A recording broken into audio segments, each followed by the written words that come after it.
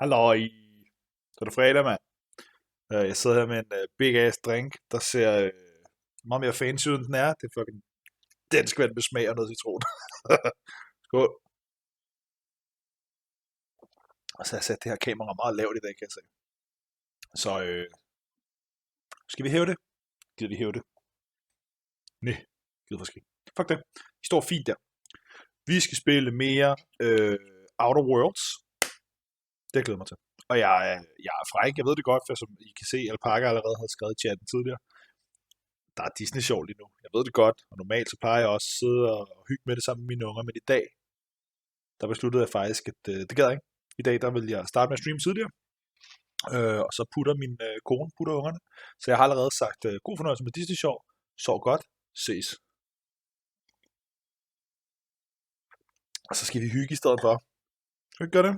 Ikke for at hoppe ind i det. Jeg har glædet mig. Det vil være noget tid siden, jeg spillede det sidst, faktisk. Meget højt i mine ører. Jeg ved ikke, hvordan det var i jeres ører, det der. Det ser ud til at være lidt højt. Cranker en lille smule med. Jeg ved, hvad vi gør. Vi gør det ikke her. Fordi jeg burde lære af mit shit. Og så cranke masteren lidt ned, sådan så når der er alerts, så er det bedre. Vi vil gerne dernede omkring, tror jeg.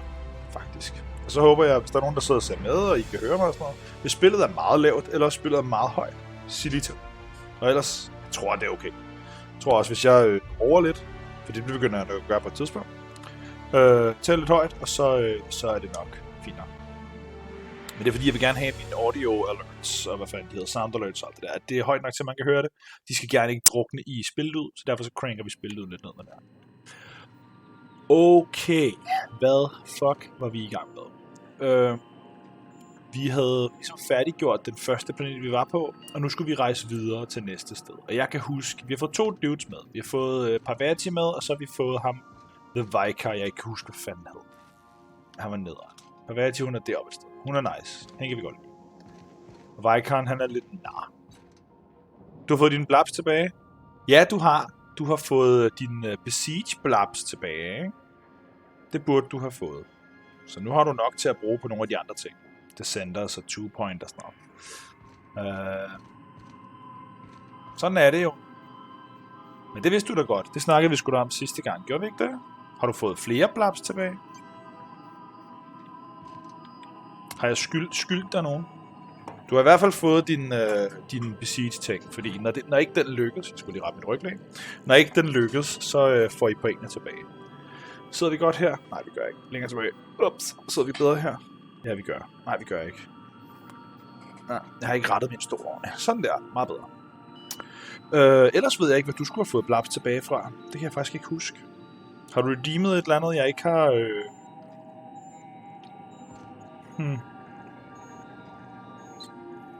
Sidste stream havde du slet ikke adgang til blabs. Seriøst? Har du sagt det til mig? Det skal vi da have fikset. Er du sindssygt lige? Du skal sgu da, om nogen havde adgang til blabs. Du skal lige rette det her. Jeg skal lige rette det her kamera lidt op. Fordi jeg kan se, at jeg rettede mig pludselig lidt op.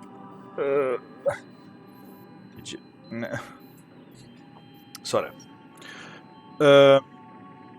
Don't know why. Det ved jeg sgu heller ikke. Nå. Vi skulle rejse et sted hen. Og vi snakkede med ham der ligesom satte os fri. Og han sagde, at vi skulle hen til et eller andet sted. Jeg kan ikke huske hvor. Vi skulle snakke med en eller anden. Der, Passage to Anywhere, står der venstre her. Vi skulle på en eller anden rumstation og snakke med nogen, for vi ville gerne... Det er lavet sådan, at man styrer ikke sit rumskib, man vælger ligesom bare et sted, man gerne vil hen, og så lander man der. Og jeg kan ikke huske, hvor det var, vi gerne ville lande. Jeg tror, det er Terra 2, vi gerne vil lande. Nej, det er der, vi kom fra. Vi kan tage til Phineas Lab, som er, Phineas, det er ham der har sluppet os fri. Han sagde, du kan komme forbi på et tidspunkt, hvis du har lyst. Og Groundbreaker er her, hvor vi har en aktiv quest, det er der, hvor vi skal hen for ligesom at få fat i det der sådan key, en slags patch, som gør, at vores rumskib kan flyve til det her sted. Ja, lige præcis. For vi kan godt lande ved Cascadia Landing Pad, men han sagde, at der er rockerfarligt, hvis man skal fra Cascadia Landing Pad og ind til selve byen. Så derfor anbefalede han, at vi tog til Groundbreaker, snakkede med en eller anden, han kendte, som jeg ikke husker, hvad hedder, og så fik koderne, eller hvad man skal sige, derfra. Så enten tager vi til Groundbreaker, eller så tager vi til Phineas Lab og lige snakker med ham før. Lad os tage til Phineas Lab, fordi han virker som en fucking weirdo, og lad os snakke med ham lidt. We've arrived at Phineas's orbital lab. Okay. Kan jeg get out? Eller hvad? Kan jeg get... Welcome back, Captain. Hvordan får jeg så lov at How can I be of assistance? et er det dig? Nej. Take care. Hvordan lander vi? Hvordan trykker vi accept og land? Det ser ikke ud som om vi lander. Nu er vi bare ude foran. Skal man ringe til ham? Fast travel. We have successfully arrived at Phineas's orbital lab, Captain, and we are still in one piece. Shall I congratulate myself, or would you like to do the honors? Clear as mud. Liebe, du vil gerne sætte Centers. Hvor langt er vi oppe på den efterhånden? Det går hurtigt. Det går hurtigt. Både den og Two Point Campus har fået en del love. Okay, jeg trykkede bare ikke på åben døren. Hold kæft, hvor jeg er dum, mand. Og så skal jeg vælge. Okay, det har sgu en blanding. Det er som om, det er en blanding af Fallout og Mass Effect, det her. Og det vokser på mig. Vi vil gerne have Parvati og Vaikaren med. Grineren. Grineren, så vi har begge to med. Can you guess why? Du vil bare gerne se mig brænde. Hello? Can you hear me? Does this work? Oh, damn it. Blast, that's loud. Hvordan er audio levels, Liebe?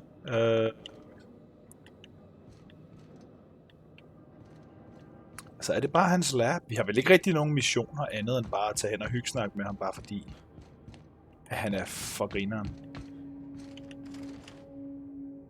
Where are we headed? Så kan man sende hende tilbage. Hvis nu man ved, at hun er en douche. Ham der for eksempel. Caught me ruminating again. Guilty as charged. What's occupying your thoughts? Det er fint hos dig. Det er dejligt. Wow!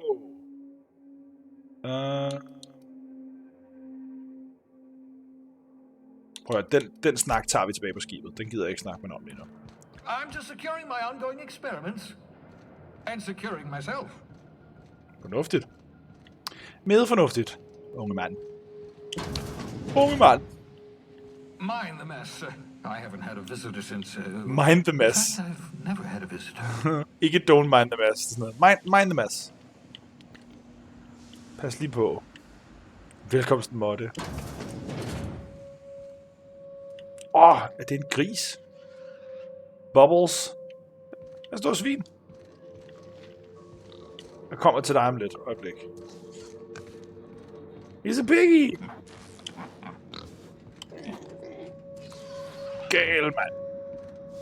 Ser den nasty ud. Space pig. Sissy pig. Liebe, are you watching this? Hvis du spørger, om vi må få den der, så er jeg med dig. Så det vil jeg også have.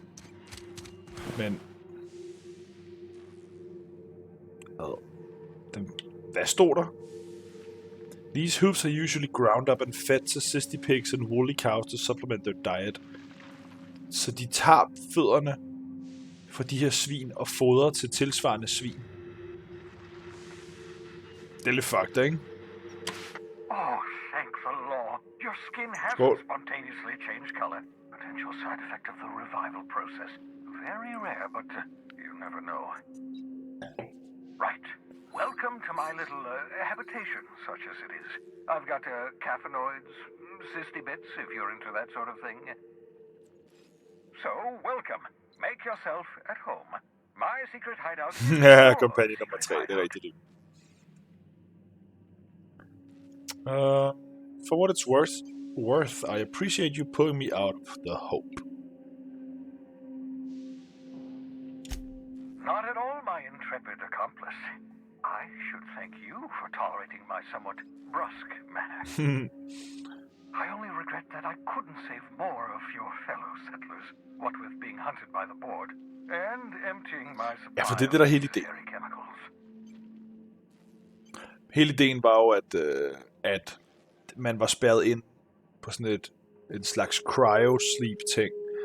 Og meningen var, at det var sådan noget, alle er flygtet, eller sådan, alle er taget afsted fra jorden og skulle ud i rummet og være et eller andet sted, hvor alle kunne leve. Og så er det som om det der The Board bare har besluttet efter noget tid sådan, lad os tage den, vi har sgu ikke rigtig plads til dem alle sammen. Lad os bare tage nogle af dem, og så bare lade dem sove indefinitely. Det, du ved, det er sgu fint nok. Det bliver lidt fucked up. Så han har sluppet os fri, og vi skal ligesom være med til at befri resten. Of course. Off-brand Willem Dafoe, ja. Et cross med ham og, hvad hedder han, fra Back to the Future. Is there some reason you're hiding behind bulletproof glass? Oh, it's not you. I do experiments in that room. Some of them get quite scientific. The unexpected is to be treasured, but from a safe distance. Gross. Regardless, it's quite comfortable in here, you know. I have my beans, have my caffeinoids, plenty of toilet paper. Hvordan har du det, Lippe? Kan I holde ud, at temperaturen er faldet lidt, eller synes I, det er blevet værre ved, at det regner så meget? Fordi, oh my god, det blev fugtigt, i stedet for at blive rigtig, rigtig, rigtig varmt. Ja, Christopher Lloyd, det der hedder. Tak. Got a moment to talk? Absolutely. Let's talk. Don't you ever leave your lab? Oh, goodness, no. I wouldn't survive 10 seconds in the blackness of the aether. Well, no, I imagine I'd last at least 12 seconds before I'd lose consciousness and Det var ikke det, jeg mente. hypoxia. Sgu da.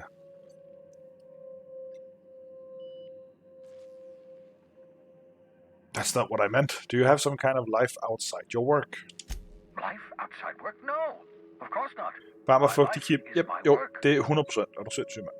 For that matter, everyone else's lives are also my work. An entire colony's Jeg har været lives are at stake. bagt og It's up kogt to i me, dag. up to us to set things right.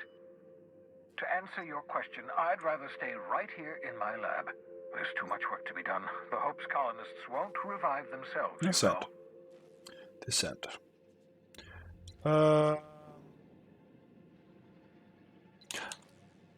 How's that coming along, by the way? Remarkably well. After all, I managed to revive you without too many adverse side Sad. effects. We're even having a real conversation. That's progress. Han sagde, at han manglede kemikaliet. I still need your help, however. The sooner we discover the location of those chemicals, the sooner we can begin reviving the Hope's colonists. Get me those chemicals, I'll revive the Hope. Revive the Hope, put a stop to the board. Stop the board, save the colony from destruction. Cause and effect. Simple, really. My progress is tied to your progress. We're in this together, my friend. Og grunden til, at han gerne vil have, at jeg gjorde det, det er fordi, at han har en bounty on his head, så derfor så kan jeg rejse rundt rimelig incognito og gøre det. Så må du lære at holde dig for de sjove brownies. Kogt og bagt. I could give your research a peer if you want. Peer review if you want. Jeg har rimelig meget science nemlig. I'm well aware of your scientific acumen, det klør but mig. you're far better suited to working in the field than I Okay. am. Leave the blackboard work to me. 10 years. That's how long the average human can remain in hibernation. You were frozen for decades. In theory, you never should have survived the revival process. Lucky me, I guess. But the conventional theories are wrong. You're living proof that it can be done. There's yet hope for the hope. Get it?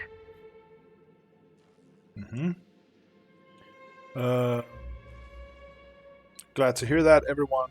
The hope is depending on us. We'll do our very best to save them all. I'd best get back to work. I can feel my last dose of caffeinoid fading. Okay, nu vidste jeg jo godt, at jeg ikke rigtig havde noget vigtigt, jeg skulle her, men det var ligesom den. Nu har vi ligesom haft den samtale. What the fuck is that? Den kigger rundt. Gross, mand. Det er også klamt, det hedder en cysty pig. Det synes jeg er super duper duper ulækkert. Så det er bare syster alle de der. Ekstra ulækkert. Nå, skal vi GTF. Hvad er det? Shriek Ray.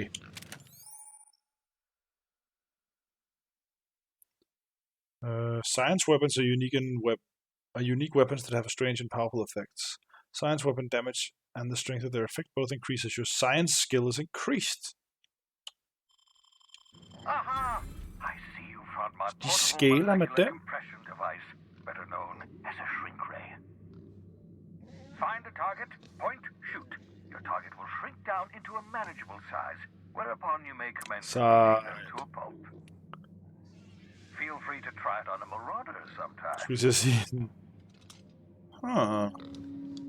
Men jeg må hellere være sød. Hvorfor har du så mange grise? Jeg har ikke tænkt mig at loot de her griselig. Det synes jeg simpelthen er for ulækkert. Jeg havde reminder, mop up, melted pig. Hvad fanden? Haps. Jeg vil gerne loot hans ting. Jeg gider ikke loot hans dyr. Sindssygt, vi skal loot her. Haps. Hack. Det kan vi godt finde ud af. Hans password. Okay. Nå, det var bare okay. Sending no response. I worked it out, explains the to Halcyon, but locations elude me. Dumped a new associate dirt side tier 2 near Edgewater. But trust in them only about 23.7% at present. Han var så en idiot. Det var ham, som mit skib landede på. Careful, that's my communications terminal. Ja, det ved jeg godt. Det ved jeg jo godt nok. Ja, ikke? Jeg looter lige alt dit lort her. 14. Remember it this time. Absolutely vital. 14.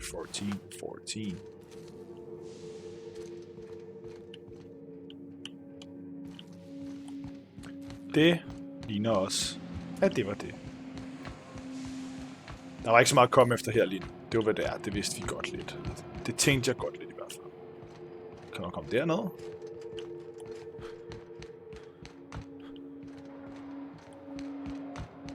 Altså det ligner, man kan komme rundt alle mulige steder her. Men jeg tror ikke rigtigt, at det har så meget... Altså, der er så meget at komme efter lige nu. Det er bare hvad det er.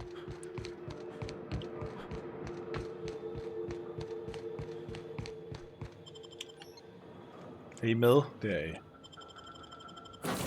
Bum. Så lad os flyve til den der space station der.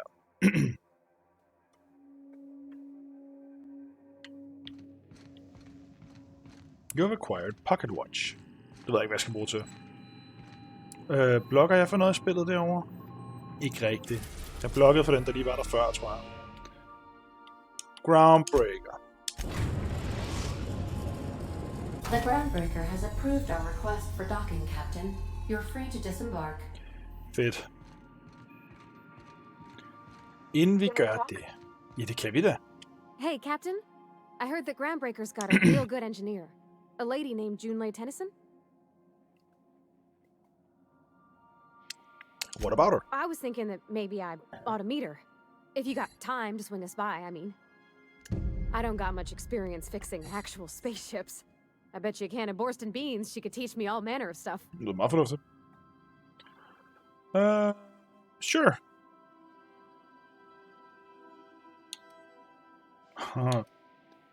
Sure, we could head over to engineer now.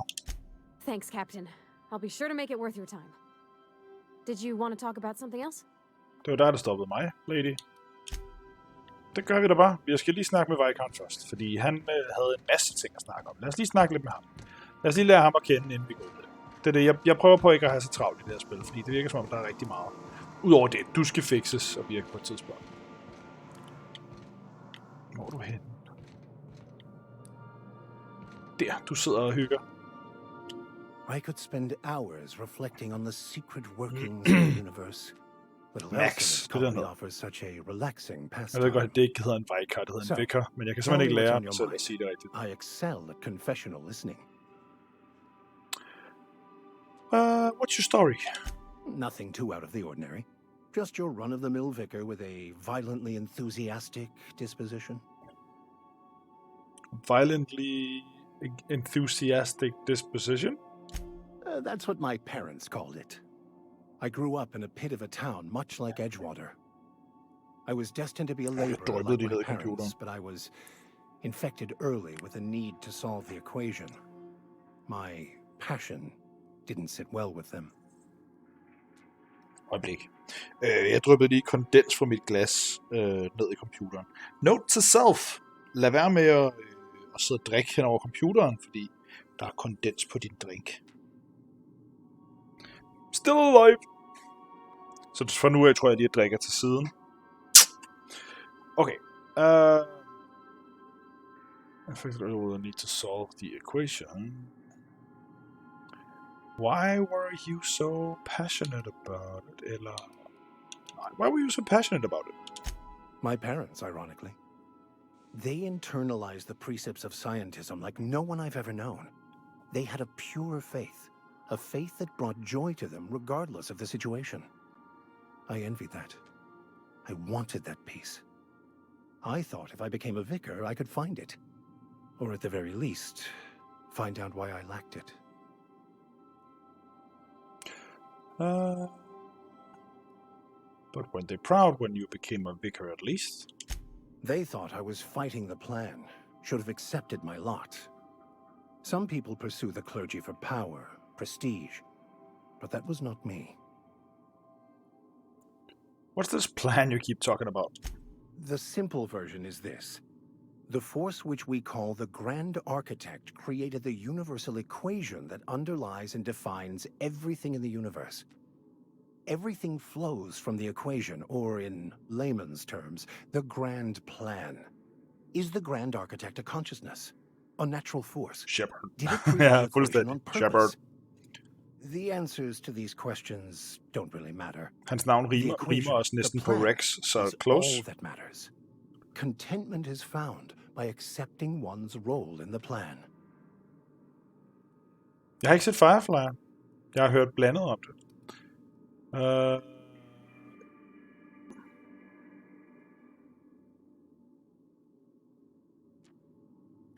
If you can't help but follow the plan, then everything you do is part of it, right?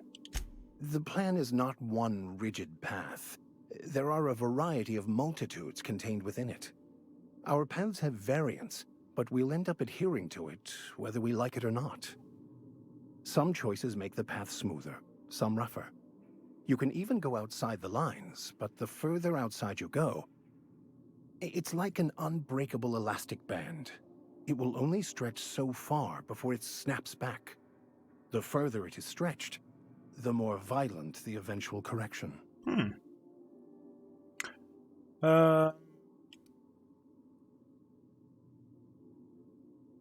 Tell me again about the book we picked up that's in French. Bakonu, the author, had some interesting theories about man's perception of reality that I thought could be applied to our attempts to decipher the plan. Unfortunately, he was also one of the founders of the Philosophist school of thought, so the book is banned in this colony. Seems quite trusting of you to just sign on without knowing anything about me. I have run headlong into too many walls in my pursuit of the truth. This book is my last hope, and you were my only hope of getting it translated. What if the book doesn't have the answers you're looking for? I honestly don't know what I'd do. This quest has consumed me for the better part of my life. I fear there's nothing else left to me. What about you? What's your story? Det kan være, at vi ikke skal sige det til ham. I love a good adventure story. That's not... Let's try this again. Who are you? Where are you from? I don't want to talk about it. You were the one who started this conversation. Remind me, what are your thoughts on the Philosophists? Philosophism's a false religion that stands in contradiction to almost everything we know to be true. They believe all is chaos, in stark contrast to OSI's belief in the plan. But most of the Philosophist perversion of Bakonu's thoughts came more than a century after his death. Det er også kun snakket om. Any ideas where we can find someone who speaks French in this colony? I've been thinking on that. There's a former infamous Associate. philosophy scholar who fled Terra 2 some years ago. He's an expert on Bakonu. He's also who told me of the journal's presence in Emerald Vale. If Okay. anyone in this colony could translate that book, it would be him. Cool. How do we find him? That's a good question. We should start on the Groundbreaker. It's where I'd go if I wanted to get off Terra 2. Great place to pick up a ride to Hephaestus, Scylla, even Monarch. Det er det, vi skulle. All I need is access to a data cartridge from the security terminal. Their easily hackable system keeps a registry of all crew manifests for both arrivals and departures. 2 sekunder. Jeg har lige en tus.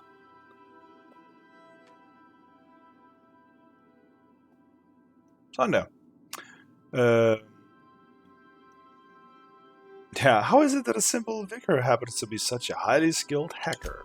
Before I transferred to Edgewater, I had a wealth of time to develop certain secular skills during my years serving a particular penitentiary flock. Okay. I meditated, led sermons, provided guidance to the inmates as needed, of course.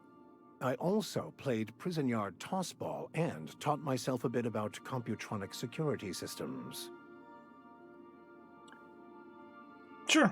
Sounds good. Let's go. Thank you, Captain. Rejser du for at gå med nu? Let us go. Så skal vi fandme ombord på den her Groundbreaker. Vi tager sgu jer begge to med. Bum bum. Bum. Groundbreaker. Groundbreaker.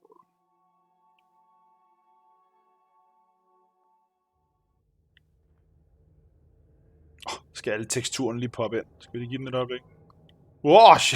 Hvor er du dum, mand. Bare helt op i sylten på ham. Du personal space, dude. Er det mit skib derinde? Det er det. Hej. Just checking your ship's manifest. Standard procedure.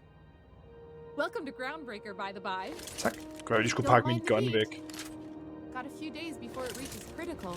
I'm sure Miss Chief Tennyson will get it sorted before then. Smells Well. like grease and unwashed bodies. Just as I remember. Fed ting at sige, når man lander på sådan et sted. Ja, du skal ikke tage dig varmen. Den når snart kritisk. Men det håber jeg, vi får det. That's not the point. This halfwit just knocked out one of my workers. Yeah, with a tossball spinach the Sorry, first it's Anna. time. There weren't any witnesses. No witnesses. He's not even denying it. Jackass had it coming. Shut it, Felix. You're not making this any better. You get cute with me again, you little back bay brat, I will toss you out an airlock. This is the Groundbreaker, not Byzantium. You ain't the law here. I am. Now move along. Okay. I don't have time for this. Need a drink. Det her sted virker anderledes. Hej, Going Felix. for a stroll around the docking base? Jeg er lige landet. I noticed you were in the middle of an argument earlier. Det var lige Sure før. was. Got a knack for upsetting the board and the Mardettes all at once. Between you and me, I was hoping they'd come to fisticuffs. Jeg troede mig, det var hendes navn, ikke hendes titel. I heard you knocked someone out with a tossball stick. The guy insulted my Rizzo's Rangers, all right? You can't just insult my Rangers and expect to get away with it. So, of course, I decked him with a tossball stick. I mean, what am I? Some kind of fair-weather fan? Rizzo's Rangers? Only the finest group of tossball players ever to take the field. He's a Spacer's chosen man, though. So when the Chosen beat my Rangers the other night, my foreman comes swaggering up with his head full of boasting.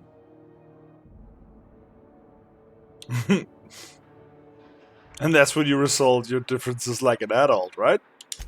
That's when I broadsided him with a tossball stick. Yeah. Idiot. Look, this was a long time coming.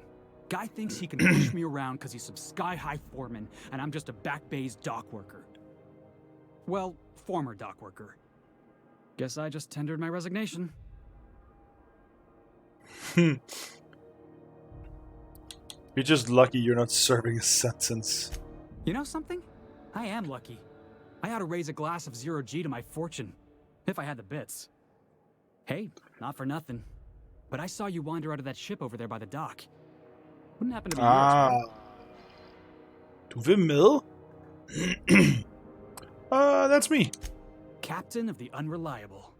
You're like something out of a serial drama. Hey, I don't want to Siger han talk til years mig. off guessing you got places to be. Snakker du I om? appreciate your time. I never caught your name. Felix Millstone. Pleased to make your acquaintance. See you around, Felix. See you around, boss. Boss, okay. Så spørger han nok senere. Jamen det... Er der et map her? Det er der. Wow, der er nogle steder at kigge på. Lad os cruise lidt rundt her. Se hvad der er. Vi har noget vi skal, men... Lad os lige se hvad ellers. Nope. Do you mind? I'm trying to file a report. Du er bare sådan en... Okay, snakkeknappen er til våben frem. Knappen er samme knap. Carry on. Ikke med vilje. Gonna head to Vera's for whiskey and darts. Maybe not in that order. Det er sjovt, jeg tror det er deres navn hver gang. Jeg troede Mardet var et navn, eller Mardet, og Steve Door. Må man gå op her? Something the matter? Det du så, hvis jeg går op her. Åbenbart ikke.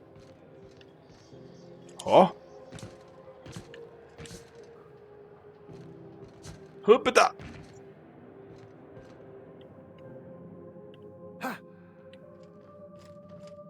Slap af, mand. Det ligner, at... Det ligner lidt, jeg har fundet der, hvor Aladdin bor. Sådan oven på tagene og sådan noget. Dammit. Kig på den og husk den, okay? Men det her tæller ikke som at stjæle, hvilket er meget komisk. Hedder! Hedder! Tjekudara! Nej!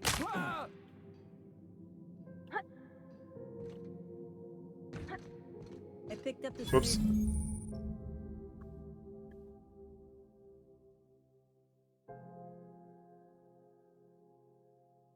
Quest objectives require you to enter a restricted area. Det kan jeg godt huske. Det er jo den der, ham sagde, Max der, han vil gerne have mig hen til en security terminal. If caught inside, you will be shot on sight. Using a disguise will prevent immediate hostilities. Security. I can check the departures registry to find out which crew the scholar shipped in and out with. Jamen, det er derinde. Det gør vi ikke lige nu. No. There was a lot of static. Wait, what? But then this voice said his name was...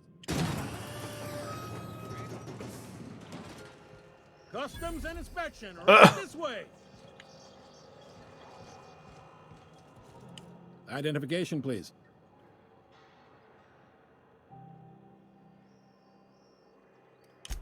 You've got a ship, but you've never visited Groundbreaker. You must have just dusted off from one of those dirt-side outposts. Sure did. And now we're in space. Well, welcome to Groundbreaker. I'm sorry to tell you this, but I'm about to ruin your day. According to your ship's record, you've been flagged by the board. Your ship will be impounded until such a time as they see fit to lift it. Well, isn't this wonderful? Aww. The captain's done something to get on the board's bad side. Now, hold on. This isn't the end of the world. Probably. How do I get this resolved? You'll want to take it up with Udom Bedford, our board representative here on ground. Well, that sucks. His office is located along the starboard wall of the promenade. Shines like a Byzantium commode. You can't miss it. Any idea why my ship was impounded? Access to that information is above my pay grade, and I've turned down 3 promotions, so it stays that way. I shouldn't be mentioning it, but what the hell? This here, impounding your ship, it doesn't happen much. The board knows we don't take kindly to their interfering in our operations. If I had to take a guess as to why, you must have riled up someone important. Fedt. Great. I'll go talk to him and straighten this out. You take the starch out of him, well, you won't hear any complaints from me. Oh, and if you're headed that way, would you mind doing me a favor? Sure. Wanda Dorset over in sickbay, tell her the shipment's not in yet. It's not coming in anytime soon, and if she'd be so obliged to get off my ass about it. Okay, nej. Shipment? Nu bliver jeg nysgerrig. A handful of SAM cleaning units retrofitted for surgery. I don't know much else. I stopped listening when she started yelling. No promises. Of course. What am I to you but the guy who's got his eye on your ship? Is there anything else I can help you with? What? Gal en kont, mand. Jeg må hellere lade være med at sige, at jeg leder efter hende der. Det virker lige fristende. Seems like there's some tension between the board and Groundbreaker. You noticed, huh? You people won't stop yapping about it. What can I say? We're passionate folks, and the board can't abide that independent spirit, especially not when it might impact their bottom line. All their interstellar freighters come through us, and we skim a few bits off the top in manifest processing fees with every one. Folks around here will bluster that the board hates our freedom, but really, they know we can stop their out-system shipments anytime we like, and that terrifies them. Det er sundt.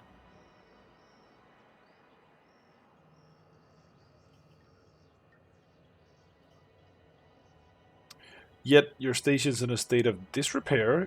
You could make the board fix it. You mean the heat? Sure, we could make them fix it. But what would they do in retaliation? They got assault cruisers, gunships, and a handful of mining operations at their fingertips. We push them too hard, maybe they decide we'd be better in 10 trillion little pieces. Or they cobble together a new Groundbreaker and put us out of business. The board wouldn't do that. Would they? Totalt. The board is necessary to provide order to the colony. They believe it's their prerogative to overrun you. But whether you allow that is up to you. It's a tough line to walk, no doubt about that. Allerede der er det fedt at have de der dudes med, ikke? So far, anyway.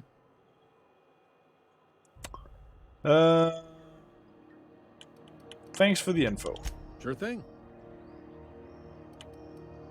Be seeing you.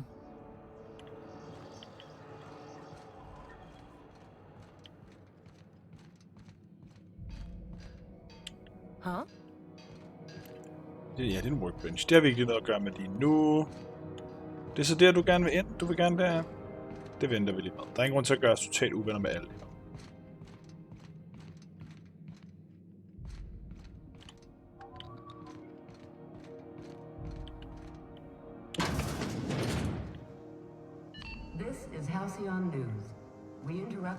Det her, de arbejder, griner. Eller undskyld, her, de arbejdende sover, hedder det.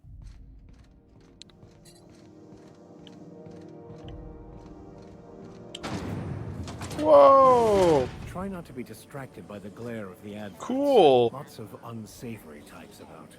Milk chocolate bar with caramel and pea-free nuts in it. It's time for a KYO.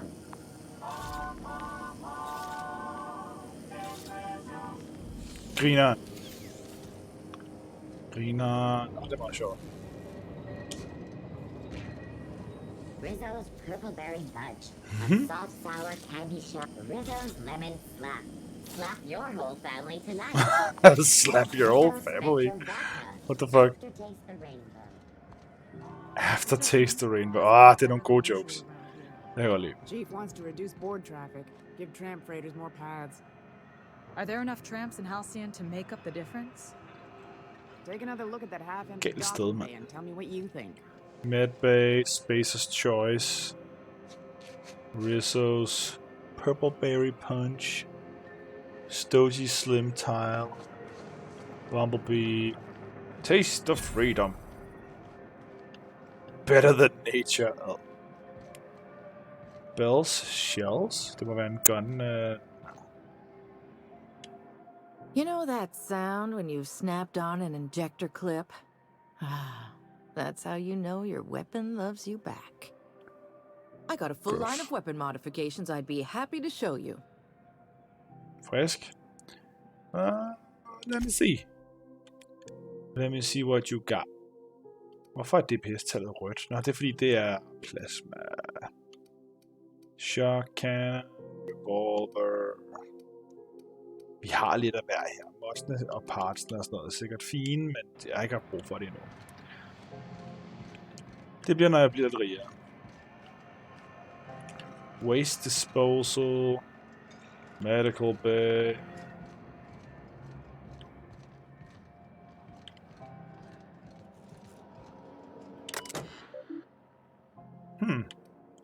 Public notices. Regarding the food situation. Der er meget klamt. Og maden er nederen.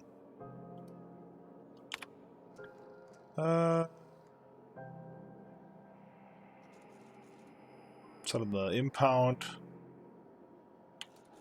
Looking for work. Hvem er det?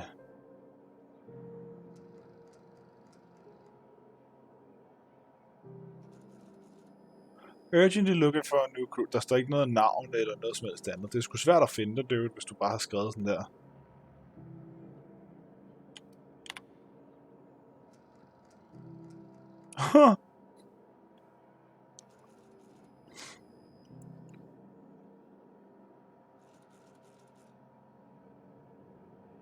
Fedt. 56 gange på 600 dage har han bare sagt, ja, jeg vil gerne ud nu. Hovsa, jeg kommer måske lige til at hacke den her. Der er en, de ikke kan finde. Private Taylor kan de ikke finde.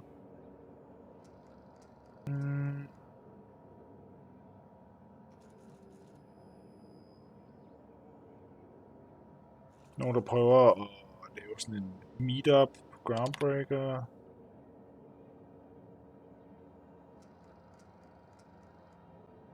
Den fucker det helt op, når man gør sådan der. Så det er også sådan noget færd. Ja, det er helt utydeligt. Noget.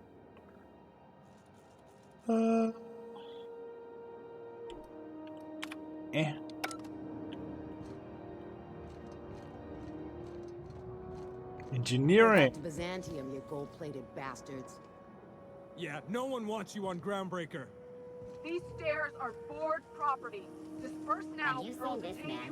Reward offered for information leading to the capture of noted terrorists. You're really gonna arrest us on Der er for nogle problemer her, hva'? Hvor meget skal vi vide med, at jeg skal til side mellem de to? You don't own shit here. Step back. I'm required by board bylaws to use excessive force. The Mardets would space you for trying, you waste of O2 scrubbers. Yeah, O2 scrubbers. Look, just get out of here before I tell your captain what you've been getting up to on the clock. Whatever. We got a date at the Lost Hope anyway. Jeez. Is this really what you want to be doing with your life, Marcy? Guarding stairs with that long mustache? Have you seen this man? Yeah. Reward offered for Ja. information leading to the Sådan bare AntiKedsomhedsKollektivet. Wow! Sælger du mad? Artie greeting, potential customer. Welcome to Auntie's Kitchen, a home-style consumable protein dispensary. This unit dispense proteins for your ingestion. Sure. Beginning dispensing sequence. Please unblock all relevant facial protein ingestion tubes. Bag of tobacco corn ears. Oh. Tomato flavored paste with a secret blend of 37 herbs, spices, and flavored additives. Mere liv. Gross. All organic ingestion. This unit Er du ikke bare en glorified vending machine? This unit is programmed to simulate shock at such assertions. Shock simulation non-functional.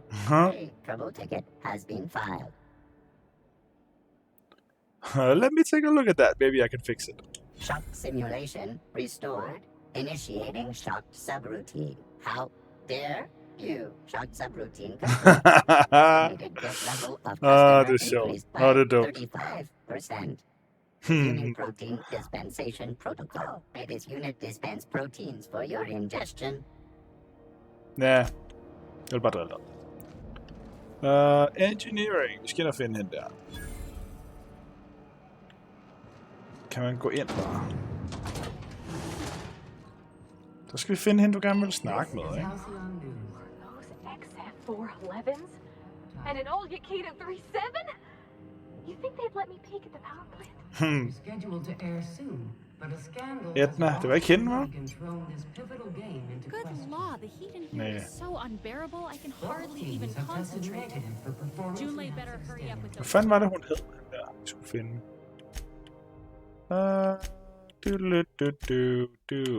Hvad hed det, du leder efter? Provide me with Junlei Tennyson. Damn repairs already. Nå, hun står lige der. Thought there'd be more machinery. Must be housed on a sublevel. Hvor er du suspekt, altså? Sos. De har nok alle de vigtige maskiner et andet sted. Hvad? Hvorfor spørger du? Du spørger ikke. Hvorfor konstaterer du det? Sketchy motherfucker, man. Junlei Tennyson. I'm captain around here, but Du er chief to my beskidt af friends. helvede til. Hope Du you don't mind arbejder. the formal Godt at se. introduction. Groundbreaker doesn't see many visitors. Eller glemmer at bade.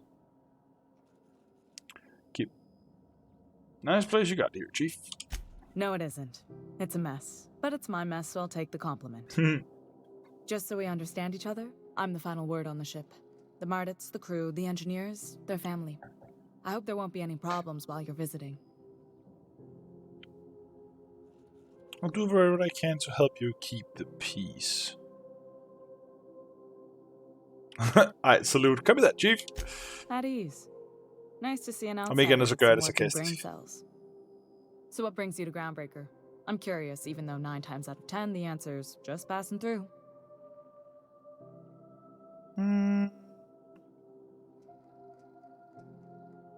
Just passing through. Statistics don't lie. We see a lot of the same faces coming and going, most of them board spies and corporate sprats. Makes it hard to trust outsiders. You seem different, so welcome aboard.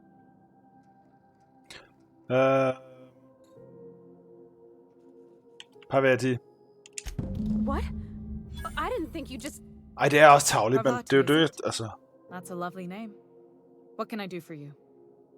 I was just thinking, I haven't got much experience working with... Jeg kaster han bare for løverne hver gang. real Det er også lidt sødt. Miss Junlei. Det er anden gang, jeg gør det der. Junlei is fine.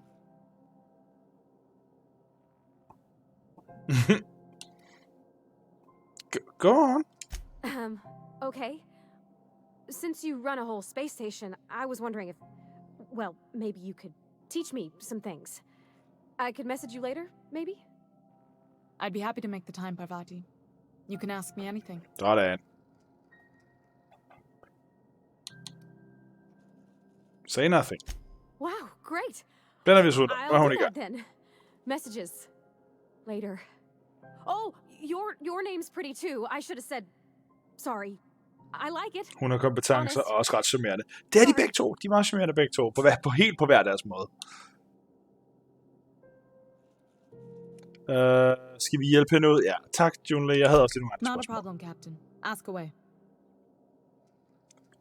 Hvorfor er her så fucking varmt? Groundbreaker's radiators need replacement parts. They're dumping superheated air into my ship. Fedt. Why haven't you fixed them yet? Only the board has access to new parts, and I won't let them swindle me into a corner. Så du koger dem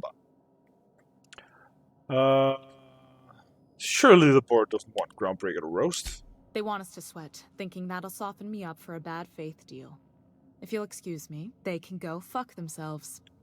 Fair enough. The board isn't helping, and my resources are spread thin. If I don't get those radiators back online, Groundbreaker, everyone on board, will be cooked alive. Fedt. You need a contractor to work this out. I'm available for a reasonable rate. Reasonable, huh? That's the best news I've heard all day. Prøv at løse det. According to my grandmother's old schematics, the parts we need should be in the back bays.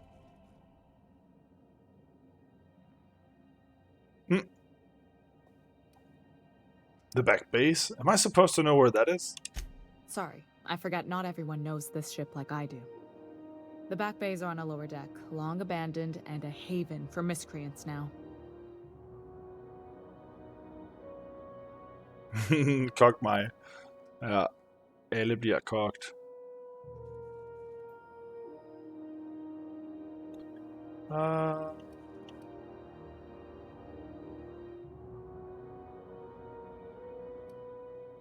Har du prøvet at sende andre der? I have. One of my engineers, plus a small security detail. They didn't come back. I can't afford to lose any Mardits on this job. No offense, but a freelancer like you is more dispensable. Forståeligt. None taken. Flashy rude gesture with both hands. None taken. Nice and pragmatic. Det var fedt. Thanks for understanding. None taken. Fedt. Can we try to talk this out with whoever's down there? Those idiots are immune to reason, and they don't much care if the station melts to pieces.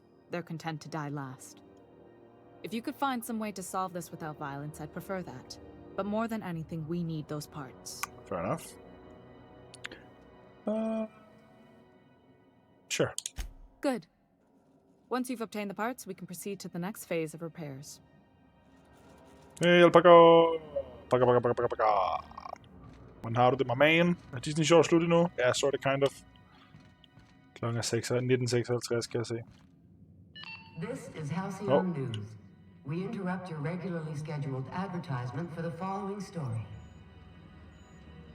Remember Auntie Cleo? Because she remembers you. When you were sick, who took your temperature? When you were hungry, who gave you a needle full Ikke helt med Frida gider ikke den sidste tegnefilm. Nej, okay.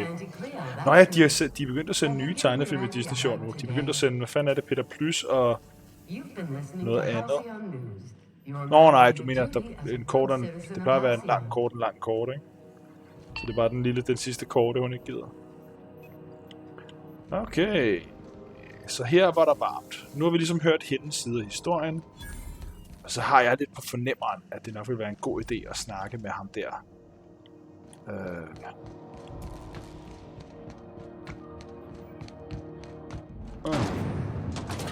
Ham derovre.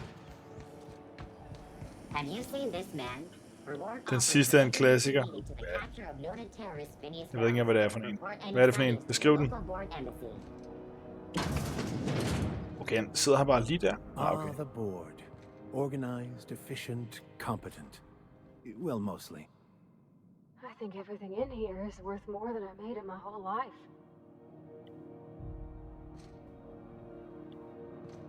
Man fedt, de begge to reagerer på det. Hej. Hvorfor har du mit skib? Ah, yes. Wheeler messaged me you were coming. He must be the captain of the Unreliable, a vessel that used to be helmed by one Alex Hawthorne. And you are not he. Sent. Has something happened to my favorite scruffy freelancer?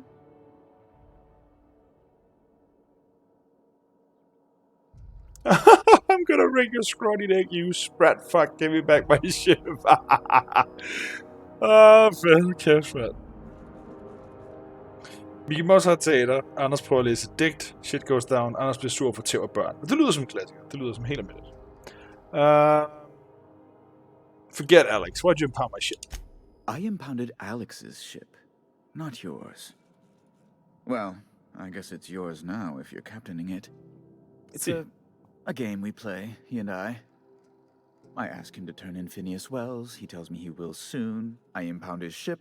He explains why he can't give me the info right now. I ask him to turn in Wells. Around and around we go. Alex is dead. Oh no, this is terrible. My dear friend, what devilry is this? Ej, han er gyselig, ham der. Whose miserable fever dream am I trapped? Han er noget kørende med Hawthorne. Jeg ved det ikke rigtigt. Sorry for your loss. Oh, Alex. There were so many arguments we'd yet to have. What was your relationship with him? He was my dearest friend. My only friend. You have his ship, you must know. That picture of us on the promenade, me hugging him, him wincing. I keep a copy beside my bed. Jeg tror, du havde ret, Liebe. Yeah, I really wouldn't know. It must have been lost with Alex, then. One more tragedy to top the pile. Tell me, how did he die? Om det er Sam Riegel? Det kunne det godt være, faktisk.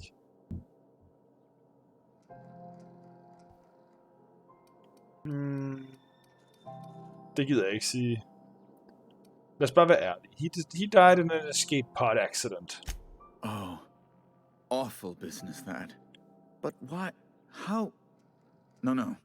Best not to ask after the gory Jeg tror ikke, det details. er Sam Riegel. Det lyder ikke helt som ham. Synes jeg. Det kan det godt være, men jeg tror det ikke.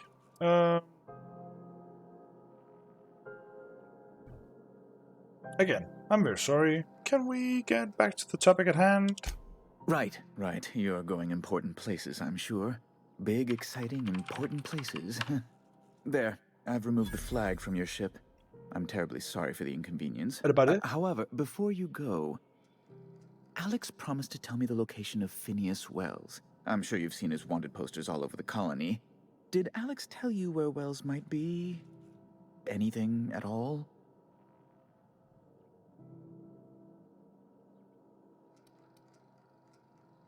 Alex, det er ikke en løgn. Alex never mentioned Phineas Wells. That's just terrible news. Fedt, man bare kan sælge ham ud og bare sige, jeg ved godt, hvor han er. Han er lige der. The board will have my head. Oh, I'm sorry. This is terribly unprofessional of me. Yeah. Is there anything else I might help you with? What's this about the board having your head? It's personal business, I'm afraid. Miserably, terribly personal. Is there anything I can do to help? Information on the whereabouts of Phineas Wells would go a long way. It's my white whale, I suppose. Det er ikke jeg er ikke idiot. I can't tell you where Wells is. It's fine, really. It's perfectly fine. I understand. Now, if you've nothing else, please see yourself out. I'd like to drown myself in work. Men nu bliver du sur, som om at du godt vidste. Jeg har ikke sagt til dig, at jeg godt vidste, hvor han var. Jeg vil spørge dig om noget. Be my guest. Har du noget andet, jeg kan spørge dig om?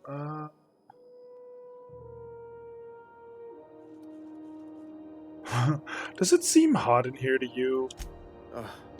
Law, but it's miserable. My underarms are damp. How can I be expected to work in these conditions? Chief Tennyson is supposedly looking into the cause, but I've seen no action from her. Deplorable conduct. My superiors will be hearing about it. You can be certain of that. Fortæller du mig, at du ikke ved det, jeg She's ved? doing everything she can. It's your people's fault it's not fixed, not June Lay's. My, aren't you, excitable. Oh, don't talk to her that way. Oh, sweetie. I don't owe a grease-stained wrench jockey like her the time of day, let alone my deference. You're getting slapped. Take it back now.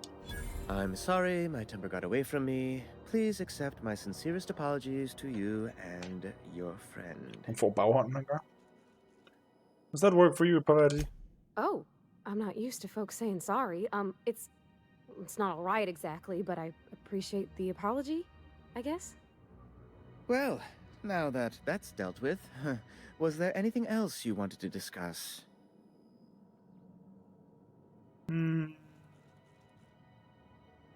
Ikke Regal. Jeg har ikke flere spørgsmål til ham. Jeg gider ikke spørge, hvad han laver, fordi jeg giver no fucks. Jeg ved, han ikke kan få mig til Stellar Bay. Og det er super suspekt. Og spørge, hvad er de låste døre for noget? Så. No, please. What a dildo. Ham kan jeg ikke. Så i princippet er vi nu free to go.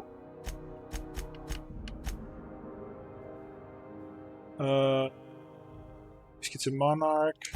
Så skal vi snakke med Gladys. Black market fence located on the groundbreaker. The only neutral station in Halcyon Colony. She can sell you. Så hende skal vi ud og finde. Så må vi jo finde hende. Reward offered for information leading to the capture of noted terrorist Phineas Wells. Så lad os gå en tur. Any sightings to your local board embassy. What is this? Hvor leder det her til? To the back base. Det var hvis vi ville fikse varmen her. Så kan vi fuck ned til det sted og fikse det. Skal vi antage, at... Okay. Skal vi antage, at hende vi leder efter er dernede? Det er ikke sikkert. Ike Christiansen. Ike's Armory. Du sælger rustninger og sådan noget. Griner. You look like someone who's taken their share of cuts and bruises. Need some armor? Maybe it's a bit secondhand, but that's only Lyset, a eller har du testament rent to i its næsen? Der må durability. jeg lyset. We also have a line of specialized melee weapons for those times you have to repel borders but don't want to risk a bullet through the hull. Let me see what you got for sale. Du har også, ja, det sagde du selvfølgelig lige, du har melee weapons. Melee weapons. Har du nogle fede hatte? Ja, Parvati skal have dem der på i stedet for. Eller den der.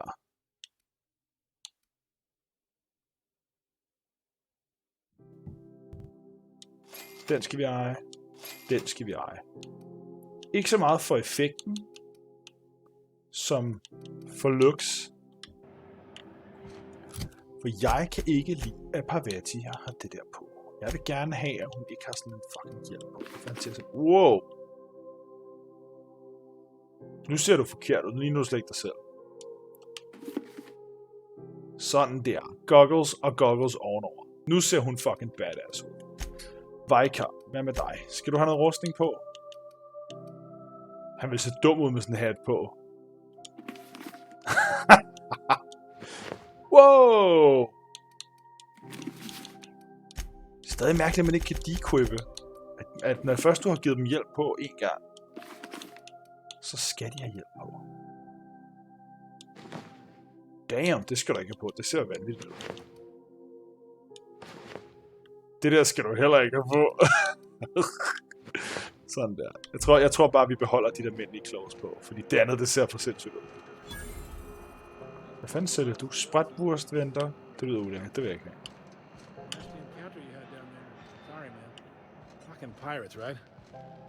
De går lige dumt. Ja, det er rigtigt. Det var rart nu, at hun har den der på igen. Det kan jeg godt lide. Ligner hun en fucking mekaniker. Du ligner en større idiot med den hat på. Det er fint, for du virker også. Salvage and shipping. Oh, neat! They got stuff in here I ain't seen in ages. Now, this should prove Du er ikke kommet med. interesting, to say the least. Skal vi antage, at... I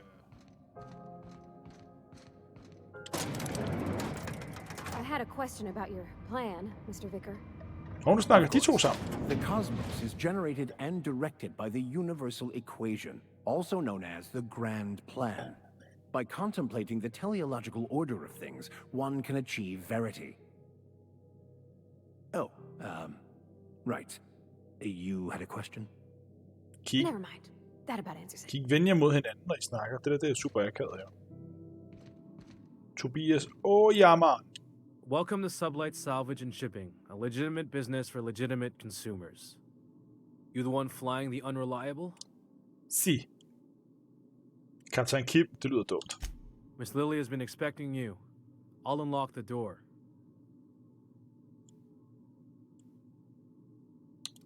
Jeg gider ikke spørge ham, om han arbejder. Det virker åndssvagt. Lilia Hagen. So you're the new captain in town. I was hoping you'd make your way to my office. Saves me the work of hunting you down. Okay. Lilia Hagen, CEO and Executive Director of Aggressive Operations. Aggressive Operation. I'm guessing you already know about Sublight, otherwise you wouldn't have come. Never heard of you. Not a word. Pity.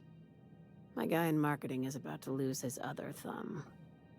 It's nice to see the Unreliable again. Useful ship. Hawthorne was my contractor. I'd recognize that leaky boat of his anywhere. I didn't kill him. Don't let Ada hear you calling her ship names. Is Ada still at the helm? Yeah, man. I don't know how many times I told Hawthorne to restore that smartass to factory settings. I have a salvage job for someone light on corporate ties with a reliable set of wings. But there's a catch. There is always a catch. If you have a nav key to Stellar Bay, Good the old job's yours. Unreliable. Interested? I don't have a nav key, but can I still take the job? I like that initiative, but ease back on the throttle. Gladys at the Rest and Go might have what you need. At the Rest and Go. If there's anything else, be quick about it. Time is bits. Time is bits. Be seeing you. Make sure you aren't followed on your way out. Okay, du er super suspekt. Det her sted virker generelt ikke som sådan Who wants on to the up play and an up. impromptu tossball match? No one? Really? Du er en weirdo. Du er lidt en weirdo. Specielt med hatten. Okay, at the rest and go. Så vi skal finde ud af, hvad er the rest and go. Det er den laveste opløsning reklame, jeg nogensinde har set det der. Øj, nu kommer den stille og roligt. Op.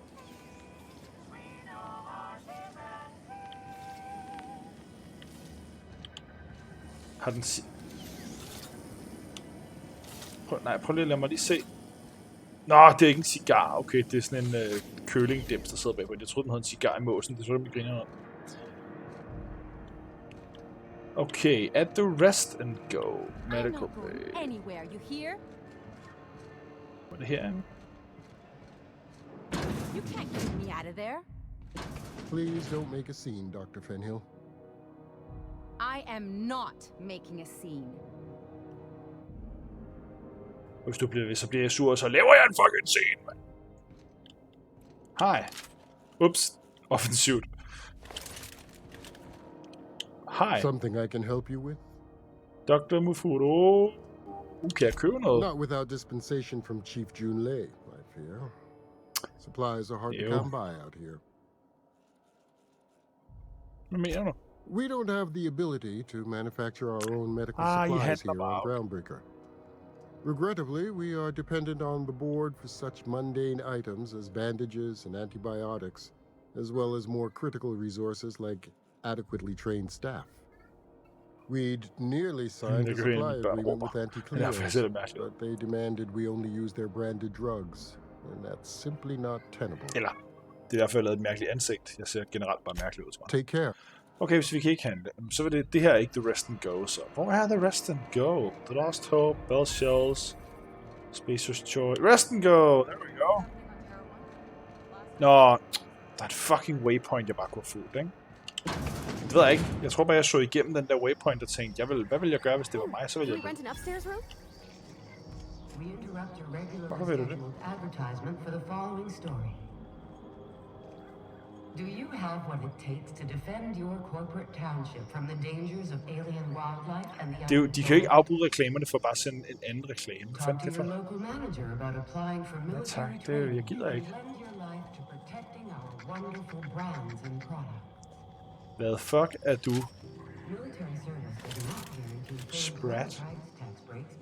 Du ligner et monster for Lilo og Stitch, mand.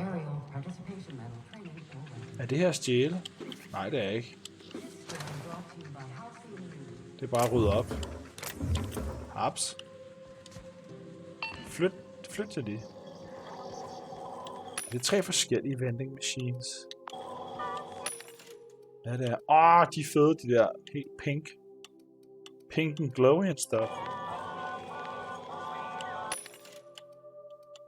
Okay, der var en fucking straight up fire axe, griner.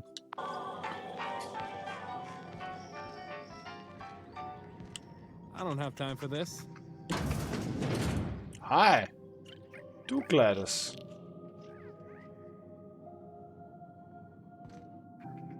This was a triumph.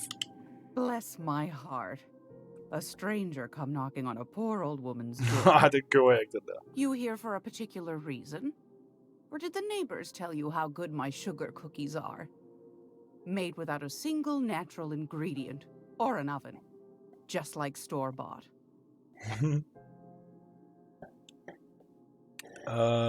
Phineas sent me. Those have been the height of illegality since Stellar Bay turned their noses up at the board. You and I could be thrown to the void just for discussing such a transaction. Lucky for us, Groundbreaker's a free port. We're outside of the board's control. For the time being, at least. Yeah, kind of, i hvert fald. Now, I only have the one nav key. And they're hard to come by these days.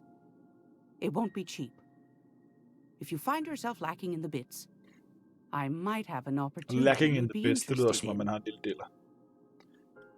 10.000, oh damn. Any chance of a discount since Phineas sent me? Phineas, that old kook. He was quite the dancer back in his prime. Did he tell you? Real light on his feet. Real light on the wallet, too. He still owes me a small fortune. Laws. Maybe I should charge you double. Det er sjovt, det der laws bruger de som sådan en som sådan bandeord, ligesom at sige, du ved, jeez, eller god, maybe I should. Det er meget sjovt. Okay, 10.000 er jo ok mange penge. Tell me about this opportunity. Well, I find I'm in need of a ship captain with a little moral flexibility.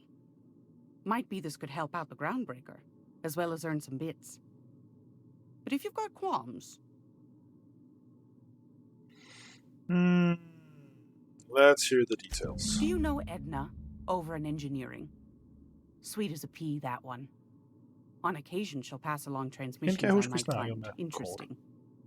She sent me a recording of a distress signal she'd scraped from the groundbreaker's comm array. Curious thing is, it came from an outpost called Roseway. And Auntie Cleo abandoned that place years ago. Why was Roseway abandoned? Can't say I know for sure. Maybe it never really was. Sounds like someone poking into somewhere they shouldn't be got into a spot of trouble. Comm centers don't operate themselves, Captain. Someone had to have sent that distress call manually.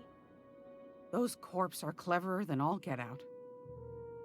Might have been a ruse to keep the rest of the board from sniffing around. Say no more. You've got an ear for intrigue and a nose for bits. I like that. Here's a copy of the SOS recording, complete with the coordinates. If you should find a secret worth selling, might be I could find a buyer. Corporate bigwigs will pay top bit for inside information on their competitors. The more we got the corps fighting each other, the less time they got to meddle in our affairs. Abandoned outpost, corporate secrets. Got it. Don't forget to come find old Gladys when you're done. What other jobs do you know about? Might want to acquaint yourself with Junlei Tennyson, Groundbreaker's chief. She's been trying to get a handle on this heat problem we've got. You'll find her fretting in engineering. I'd say she's a sweet girl, but law for fen someone call me a liar. Law for fen. I don't know, ma'am. She seemed pretty neat to me. Well, aren't you sweet? And just her type, too. Oh! What? What's that supposed to mean? Forget I said anything. Flavor. Let me see what you got for sale. I've got a lovely little throw pillow. Just something I toss together. Like to keep my hands busy. Okay, Jesus. Hvad har du bolsjer? Mug apple. Bunch of nanners.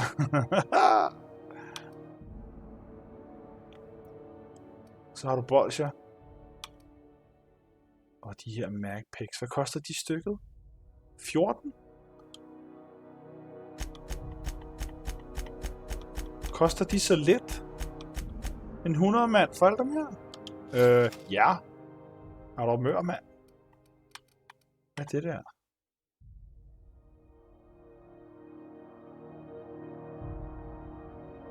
This data card contains the public records of Hephaestus Mining's outpost on Scylla.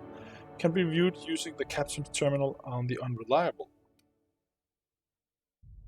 Old datapad once used by the Groundbreaker's Mardet security forces. From the accumulated dust and grime, this hasn't been accessed for a decade. Har du bare info? Ja, det er der nødt til at eje så. Okay. The old datapad contains incident reports from various Mardet security patrols. Most of the details are simple finds and dust-ups between blah blah blah, ligegyldigt lort. Så er der 2 datoer. Den ene noget på Lost Hope. Vera asked us to bounce on Back Bay Rat that got himself drunken fool. Slås med en engineer. Smid den tilbage.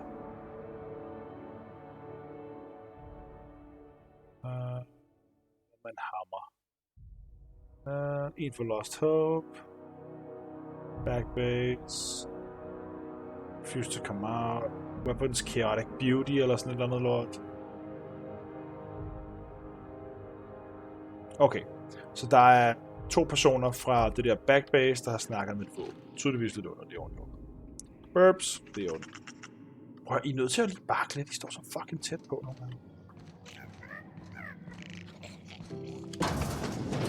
Lokummet. Jo, ikke. Der ligger lige 15 skud på lokummet. Hvor fanden.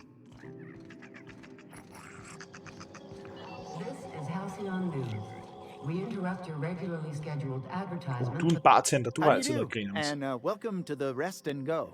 We used to be the go and rest, but folks never knew when to leave. Sorry. Business has been slow. Sorry. Anything to occupy the time. Dårlig joke. What kind of business have you and Gladys got running? Didn't quite catch that. You'll have to speak up. Forget it. Huh. Now that I heard. Det har du ikke lyst til at snakke om. Det er ordentligt. How's life on Groundbreaker? Fine, as long as the board keeps its grubby mitts to itself. Chief Tennyson holds the ship together, the Promenade holds our economy together, and Sublight is the shoddy jewel in our rusty old crown. You mentioned Sublight. Our local garbage collectors. That Lilia Hagen never met a debris field she didn't like. She freely admits she planted her roots in Groundbreaker to escape board oversight. But I think there's more to it. She's unusual in the head. Et godt udtryk.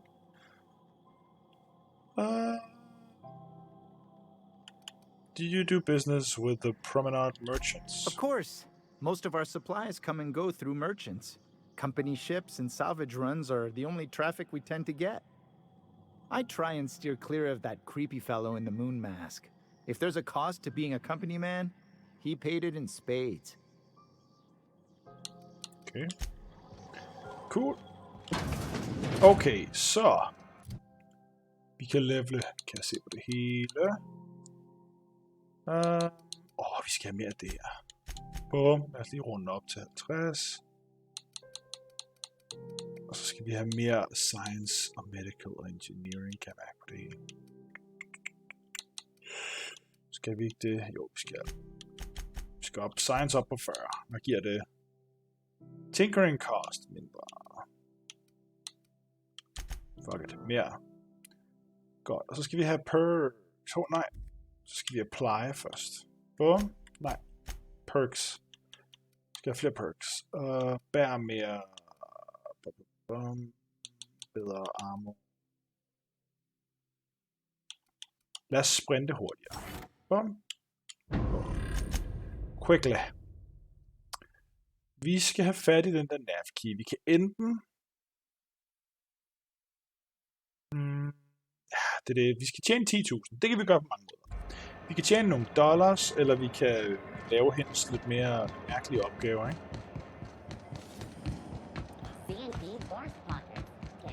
Nu ved jeg jo så, at hernede, det er ligesom nede i det uheldige steder. Det er der, hvor alle crime foregår. Så...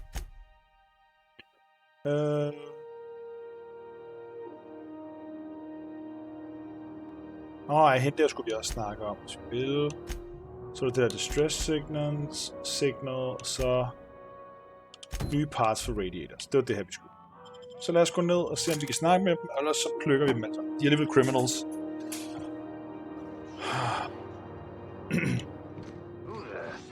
Hey, McRed, were you expecting any company? A neighbor from above approaches our realm. Back away now, or you'll parley with the king.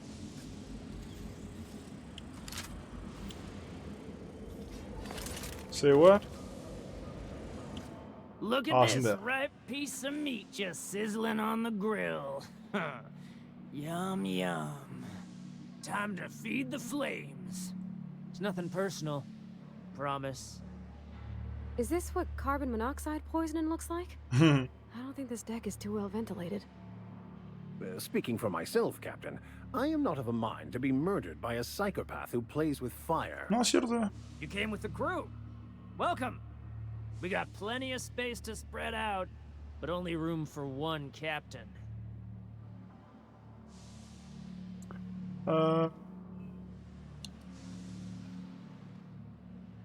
You're only getting out of this alive if you play nice. Woo! Look at the courage on this one. Lay it on me, boss. Give me a taste of that fiery primal spirit.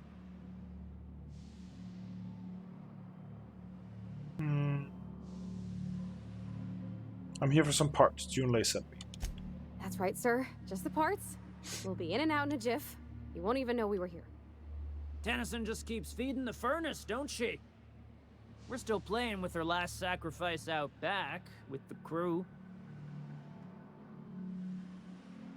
So I can grab that part then. You don't just ask a king for a favor when you're standing in his court. You bring tribute, sacrifices, Du beder om det, du gør. Shit like that.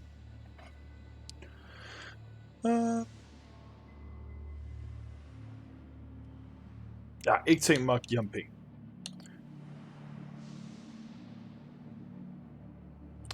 Those parts are leaking deadly toxins. I'll just come back after you're dead. Under its skin, this ship is all poison and darkness. Lead bones, asbestos muscle. Maybe you're right. You've got the run of the kingdom. Up those stairs, you'll find the parts. My crew won't get in your way. Fixed it. There was something else. Lay it on me, boss. I'm good for it. De der engineers der. Yeah, how did you end up back here? Ship got impounded. The crew and I racked up a debt while we were grounded, and my baby got sold to Sublight. Scrapped for parts. That's bureaucracy for you. Piracy with a smile. Sounds a lot like what happened to me. Am I your dark reflection? Shit, must be getting old. Stay here too long, and the groundbreaker drains you like a fuel tank. You can come and go in my little kingdom. Just try not to piss off any of the gestures. Så det er nok ham. Vi hackede jo en terminal på et tidspunkt og så en besked, hvor de snakkede om... Smells kind of like old Bess's outflow pipes. Der var en, der snakkede om i sådan de der mails, man kunne læse, at han var strandet, fordi hans skib var i stykker. Nej, det blev holdt. Du ved, de måtte ikke flyve væk, og så raggede de bare debts op, mens de var her. Lige pludselig havde de ikke penge til at betale for skibet, og så blev det bare scrappet, og så ville de være stuck og kunne ikke komme væk herfra.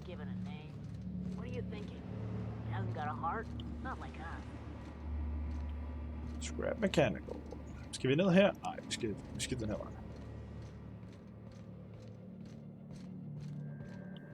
It's so cozy.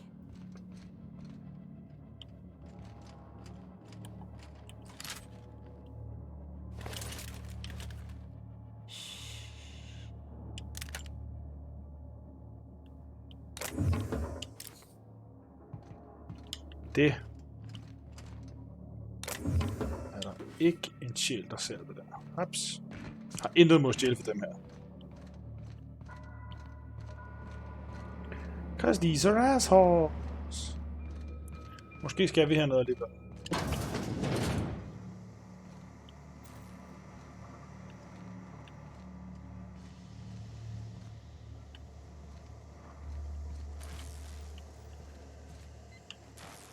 Eller hvad? Skal vi måske? Sig mig engang. McRed gave me a taste of the good stuff. I've been tripping for days. Yeah. Careful with that shit. He'll end up as crazy as he is. It's my birthday. Oh yeah? Fuck your birthday. Sejlamp. Liz gonna be pleased as pie when we show her these. Man kunne så snede sig ind den her vej. Haps. Ikke en sjæl, der så den. Men hvor har de gjort af de der ingeniører? Den vil jeg faktisk gerne lige se, om vi lige kunne...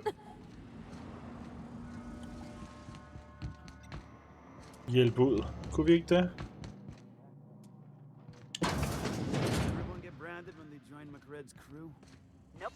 We got another complaint. People don't like worms in their shrooms. Aw, they're just tilling the soil. They're my friends. Find a new friend. This worm fixation is screwing up your bottom line.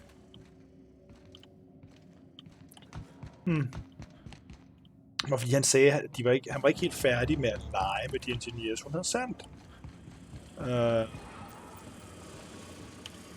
Men hvor fanden har de gjort af dem, mand?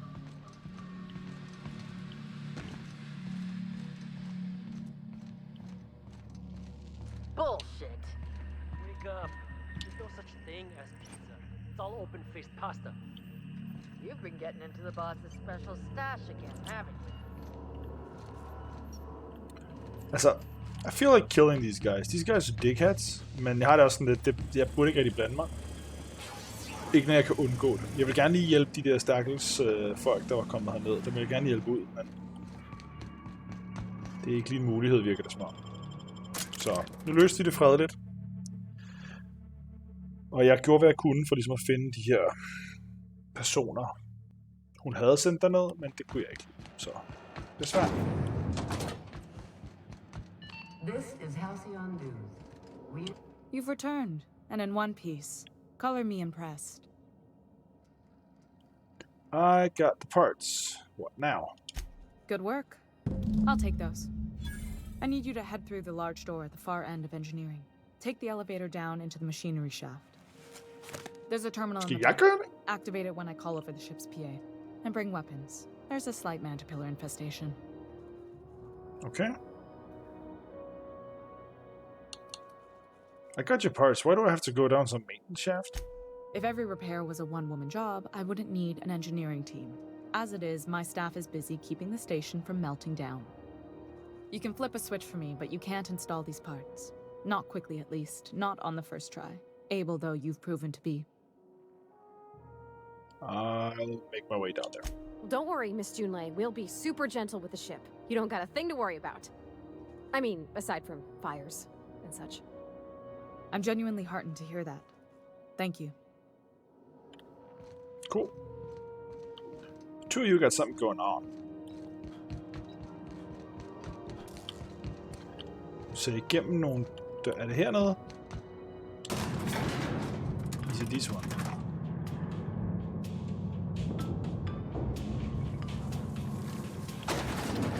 Do. The controls are in the back of the machinery staff area. Keep clear of the radiator. You don't need to kill the machinery, but I'd be mighty grateful if you did. Something to think about that. Og vi behøver ikke. Hvad er det der?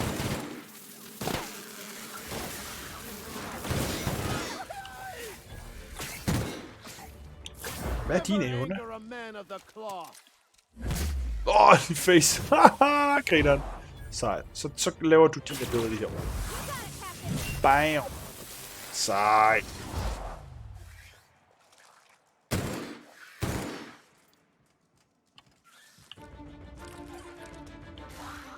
Cool, man.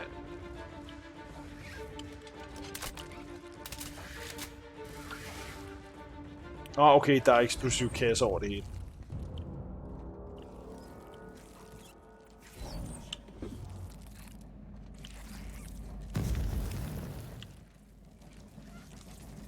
Hvad fanden var det? Incoming! Nej. Hvad med det?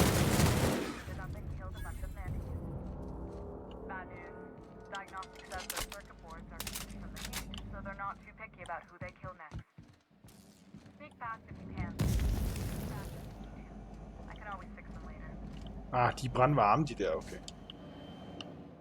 Skal vi lige tjekke den her. Archived logs. Arrival confirmation. Don't care.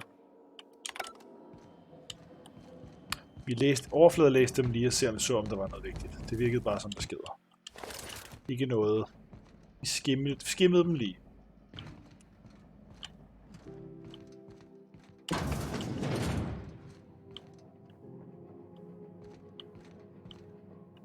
Er der også gross creatures herinde? Jeg så godt, at vi egentlig skulle den anden vej. Så ved jeg også godt, så jeg er nødt til. Er du sur? Det er du. Du er mad, bro. Sometimes violence is the only way. De der moves er ret fede. De er ret cool. Fik vi den? Nej. Bam. No hard feelings, okay? Floor tutorial. During your adventures, things may happen to your characters. You can trigger a floor offer. Taking the floor is optional, but doing so provides you with the perk. The choice is yours.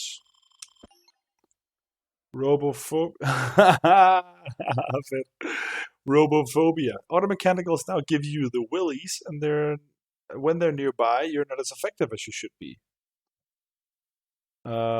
Minus dexterity, perception og temperament, når de er i nærheden. Ja, vi tager den, fordi jeg synes, det er sjovt. Så kan vi få sådan en her mere. Så det er en måde at få flere perks. Grineren.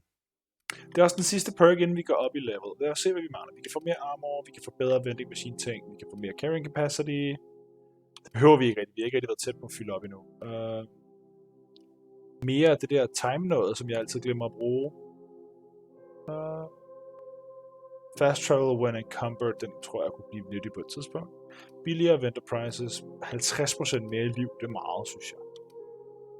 25% damage, når man er alene. Nej tak. Walk speed, nej tak. Jeg tror, vi tager den der.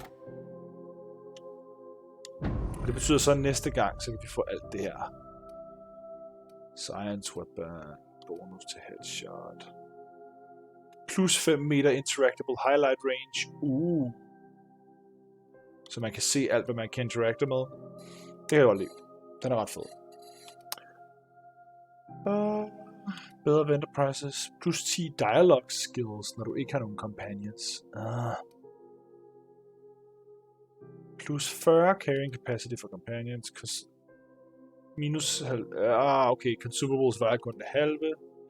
Restore health per kill. Companion ability cooldown for each of your kills. Den vil jeg gerne have.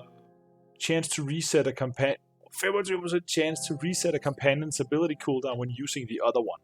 Det vil sige, hvis jeg bruger den ene, bruger den anden, måske er heldig at recooler den ene, bruger den ene, måske er heldig at recooler den anden, så kan man bare bang, bang, bang, bang. Det er sjovt. Det kan jeg godt lide. Det virker lidt OP. Det er meget sjovt. Cool. Like it a lot. Og så samler vi de ting op.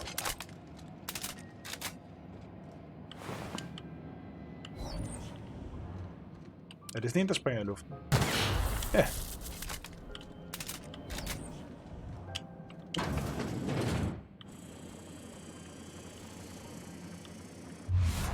Jeg skal huske det der.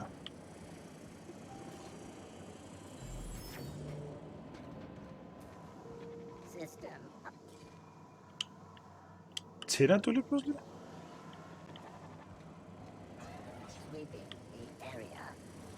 Oh, good. A fight.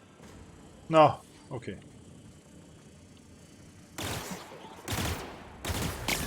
What the fuck? Ah!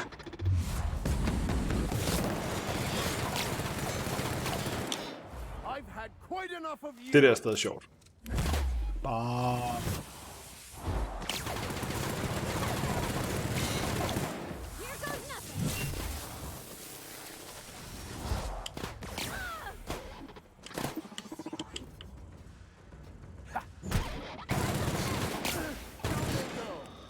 Smask.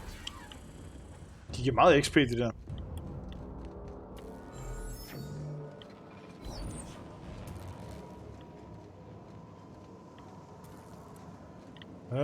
Så skal vi vel nedenunder her.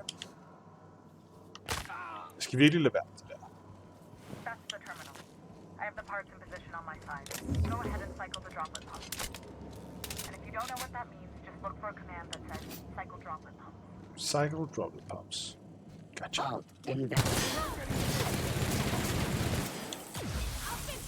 Bam. Everyone all right?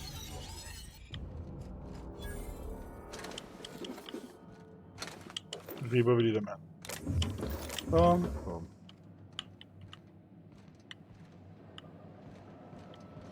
Hvad fanden var det, hun sagde? Cycle droplet. Ja, okay, det står der. Så er der nogle logs. Done. The temperatures are dropping. Stop by once you found your way out of there. Groundbreaker owes you things. Ah, den var barred, så derfor kunne man ikke komme ud. Men nu kan man selvfølgelig komme ud den der vej. Dejlig lille design-ting, ikke? Jeg burde virkelig tage trappen, i stedet for at miste liv og hoppe ned og brække mine ankler hver gang. Men det er jo så bare med det. Men jeg auto-regenerater mit liv stille over.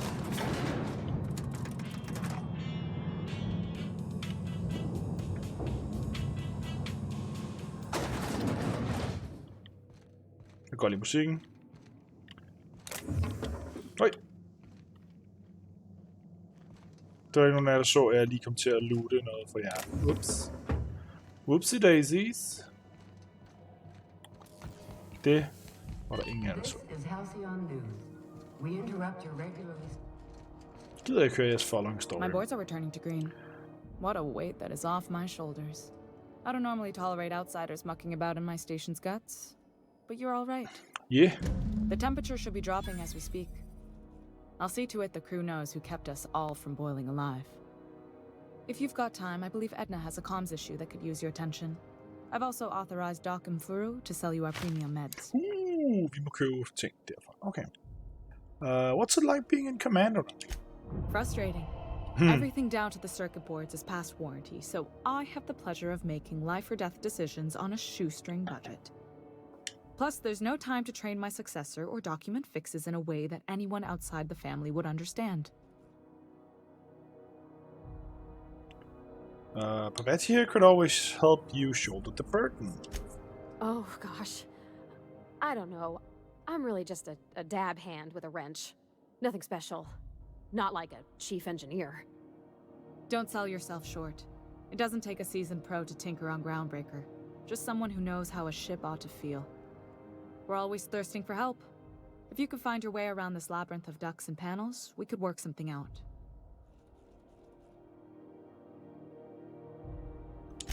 Sure is. The Tennysons came over on the Groundbreaker. Altså, jeg vil ikke have Pavati skrider endnu, men det er bare, man kan lige så godt prøve at lave nogle business opportunities til senere. I was promoted only recently, when my mom died. Then I took the leap from chief engineer to captain. They must have been amazing people to have taught you all you know, I mean, which is a lot. That means a lot coming from a fellow engineer.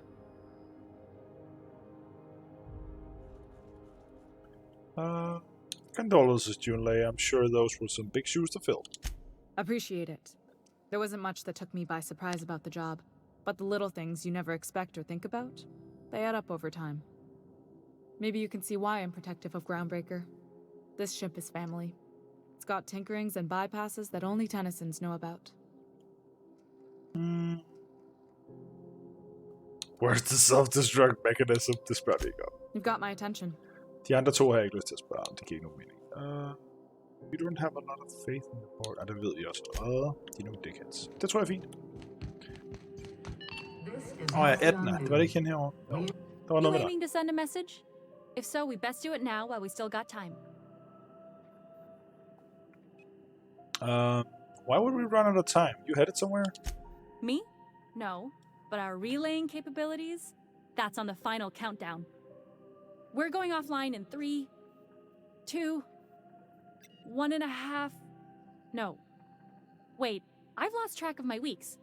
Maybe it was 36 or... sometime dire soon. Why are you about to lose comm capabilities? Our primary relay station's soon to be occluded by a gas giant. Happens every 40 years or thereabouts. The event's forecasted to last for months, during which we'll lose signal to the station. And that's our problem, how? We've got backup auxiliary relays, but the one currently in orbital range went offline some months ago. We can't spare people for routine maintenance.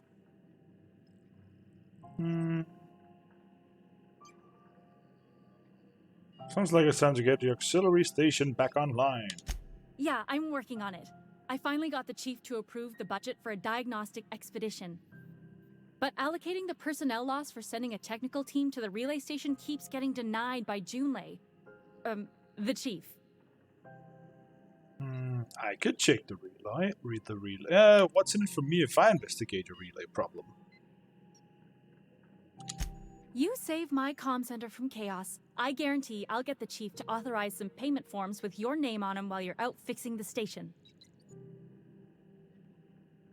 Seems irresponsible not to have fixed your backup relay before now. We don't know why it went down or if it's even a hardware-related issue. Getting a team out there takes time and money, neither of which we have readily on hand. Du skal ikke designe din emergency protocol, når der er en emergency. They won't be in orbital range during the next few months. Our backup station will be. Okay. If it weren't for the occlusion event coming our way, we'd be doing fine as always. Nå, men det kunne I jo godt have forudset en lille smule, ikke? I could check the relay. I should say no, but why not? Maybe you can figure out why it's offline. I'll send you with an equipment manual. Hopefully we'll get lucky, or I'll get my approval in time. Hope you don't mind if I borrow that manual when you're done with it, Captain. I could do with some leisure reading. Bestemt. Oh, and I'll need you to retrieve a copy of the relay's backup data. I gotta forward any messages from Earth stored in the memory. Hey, velkommen til.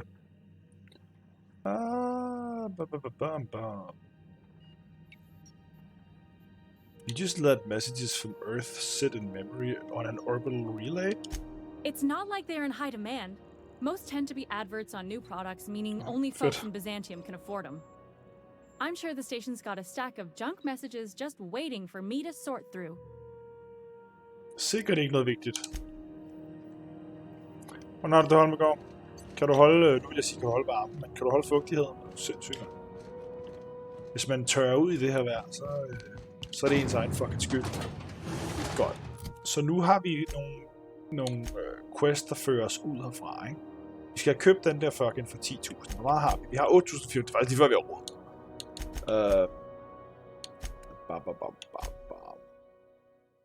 Der skulle være et science weapon her.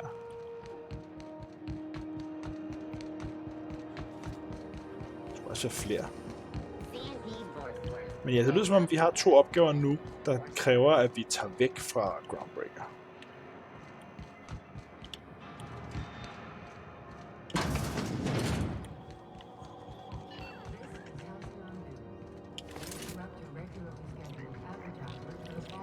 Lad os da lige indsamle det ene af de våben der. Nå, der ligger bare... Okay.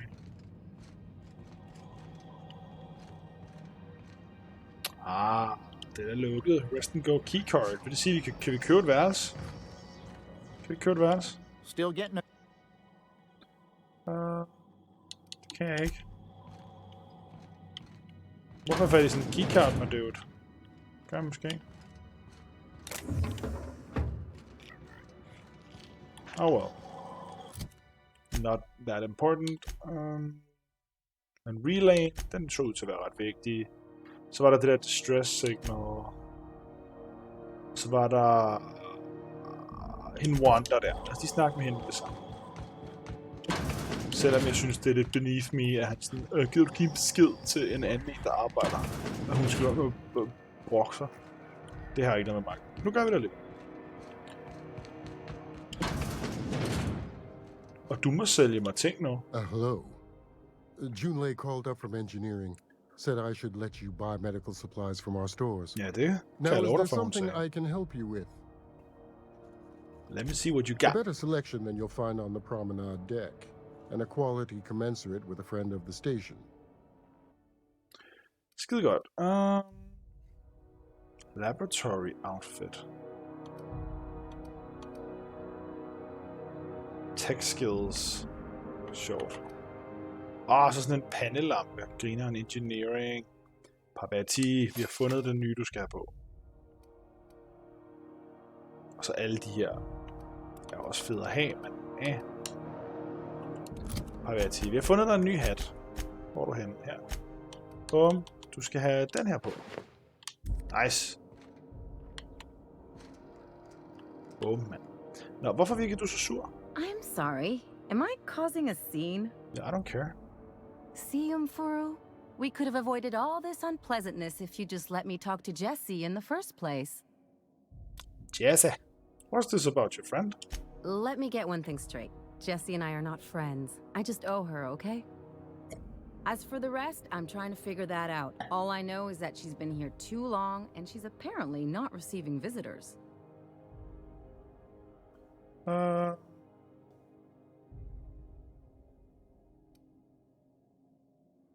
What? Wait, you don't even like her, but you're checking on her? You say that like it's weird. It? Oh, it's none of my business. I was just curious. I just don't like to leave a debt unpaid, that's all. That's ominous. Maybe I can look in on Jessie. Be my guest. If you know something I don't about dealing with hospital bureaucracy, I'll be impressed. Wow, så må vi godt bare gå ind. Og det er en creepy dragt, du har på der.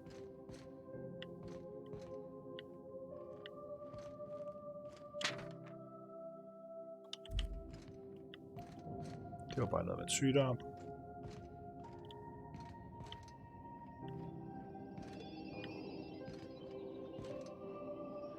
Pick up Mardet ID cartridge. Ah! Så når jeg går derind, så er jeg automatisk disguised. Ah, grineren. What? Det er her, hvor de lærer mig at bruge den. Okay, vi gemmer lige, inden vi går derind. Så.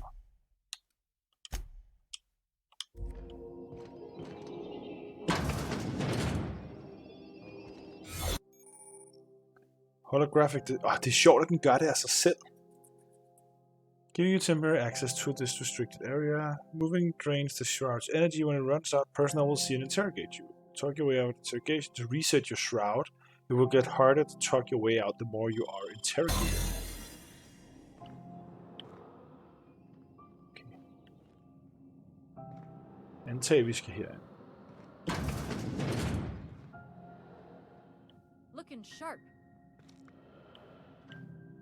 Jeg har ikke noget med det keycard.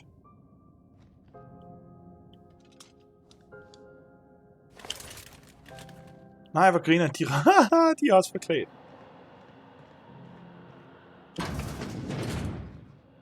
You're sure this is perfectly safe? Nej. I'd rather not die early of an infectious disease Overhovedet ikke myself. sikker.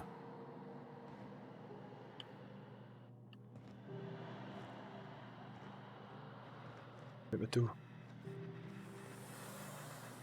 For the last ratted on rotten time, leave me in peace! You hull-headed quacks do know that restful recuperation requires not being disturbed, don't you? Damn. Er det et nice spil? Du har ikke prøvet det? Ja, det vil jeg sige. Ellie sent me. What? Why? Everything's fine. We're all fine here. No need for her to be worrying her pretty little head about me. I'm just terrible, dreadful sick is all. Got a cough that won't quit and sores all over my body. Highly, lethally contagious. But I'll be fine, so long as I'm left alone. Det virker suspekt.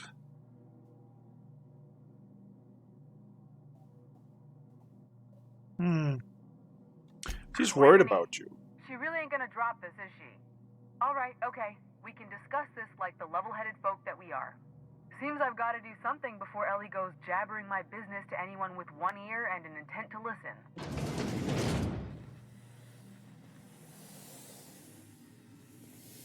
The truth is, I'm not sick. But if you repeat what I'm about to tell you to anyone, I will deny it with my dying breath. You, ain't with the board, are you? Nej. See, I owe them a lot. I might have missed a payment or two, and the other night I swear someone was following me back to my room. So I hold up here to lay low.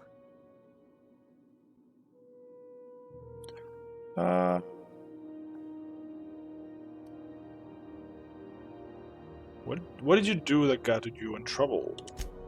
What? No, I didn't do anything.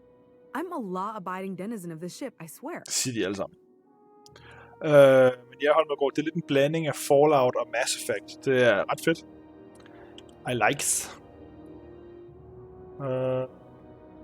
Yet you think the board had someone follow you and now you're hiding out. Think? No. I recognize a contracted killer when I see one, thank you. In my line of work, that's a skill you develop during week 1, assuming you want to keep breathing. All right, I'll fess this part up too, if it means you'll help me. I'm a thief. I specialize in particularly high-end and historically valuable items. 3 weeks back, I caught rumor that the blood-tier diamond, last worn by an heiress on the Lost Hope, had surfaced for the first time in 70 years. So you stole it? If I had, you think I'd be hiding out in the med bay? I was gonna steal it, lined up Udom as my buyer. He paid half up front to finance the operation.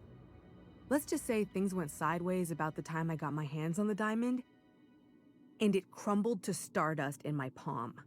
Fedt. Anywho, I barely made it out with my life, and nary a plan to make back Udom's deposit I'd spent. Ellie asked me to help you, so that's what I plan to do.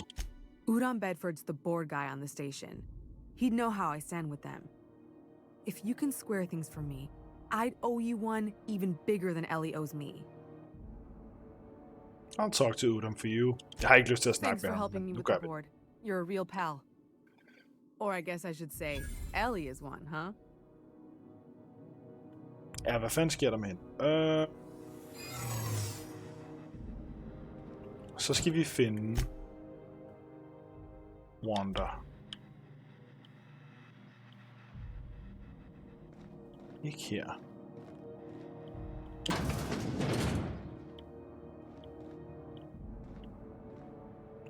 Wait, er den holdt op med at virke? Ja, den er. Fedt. Wow! Det havde jeg ikke set. Huh? What was that? Hold it, right!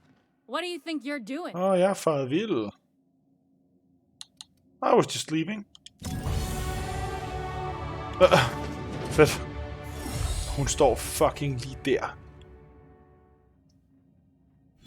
Well. Han er kær. Han er lidt en idiot. Jeg kan ikke lide ham. Can't say I've seen you before. I take it you're a freighter captain? If you're here to better yourself, you'll have to wait. We're having a Og så spot disser han trouble with privat. our Så er sådan delivery lidt, så skal han service. fuck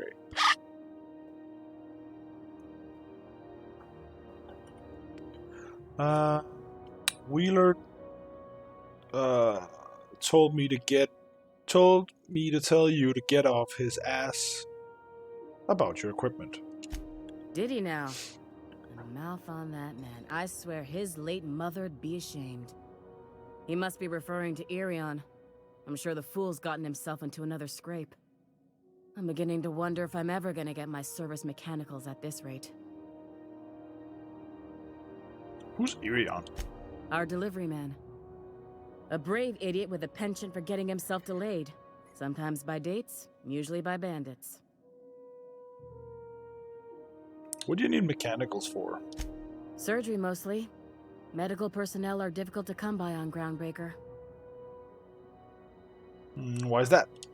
The board won't let their doctors and nurses station here, and they own all the medical schools. Oh. If we can't hire their people, we can't hire anyone. Everyone on staff here on Groundbreaker was trained by me or Idris. We're good, don't get me wrong. But we've only 2 heads between us, and we don't know everything. I could try to find him. I'd be grateful if you'd spare the time. We need his delivery soon as yesterday. Last he told me, he was taking a shortcut by Scylla, an asteroid in the Charybdis cluster. That's where I'd start, were I the adventuring type. Det er jeg også heldigvis. You look out, though. The place is probably crawling with outlaws. Skide godt. Any word on Jessie? Well... Remind me, what happened between you two? Let's just say she did me a favor, and now I owe her. So, did you find her, or what? I'm working on it. Fortæller ikke lige dig det hele lige nu, tror jeg. Jeg tror lige, vi går op og snakker med Udon og siger, hey. Hey, Udon. Skulle vi lige dinge her, mens vi lige er i gang? Begge ding, ding, ding, ding, ding. Vi skal bare... Nå nej, nu kan jeg ikke stige mere i dialog. Nu skal jeg stige... Nu skal jeg stige manuelt i tingene. Nu kan jeg ikke stige mere.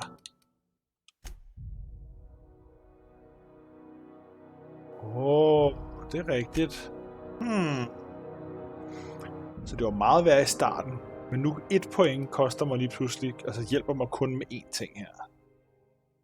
Det er jo ikke lige så meget. Så derfor vil det jo være godt at tage nogle af de andre base skills og hæve rigtig meget. Sådan noget som tech for eksempel, ikke?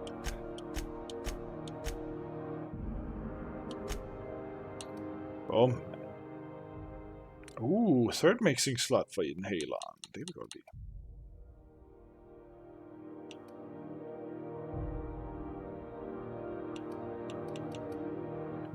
Godt lige den der. Det der er også okay, men det er ikke lige så vigtigt. Hacking er okay, men lockpicking er jeg elendig til. De her kunne også være gode, så jeg overlever længere. Og så noget attack, men det synes jeg er sådan lidt mindre spændende. Hov. Den der var god nok. Den vil vi gerne have op til max. Næh, vent. Jeg skal bare lige se. Er det indtil 2 af dem er der eller hvad? Fordi hvad sker der her?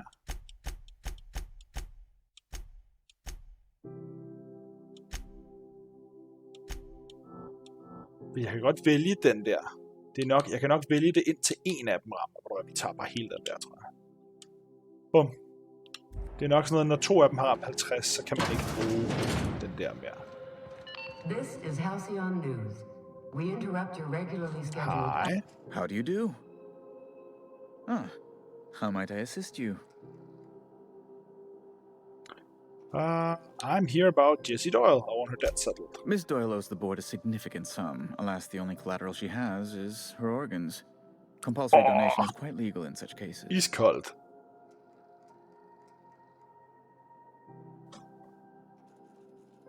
I'll pay it off for her. Kind and efficient. Can't say I disapprove. Although, seeing as this woman isn't a member of our crew, it'd be nice if the price weren't quite so high. I think you may have underestimated the size of Miss Doyle's debt. If you'll look over this itemized bill.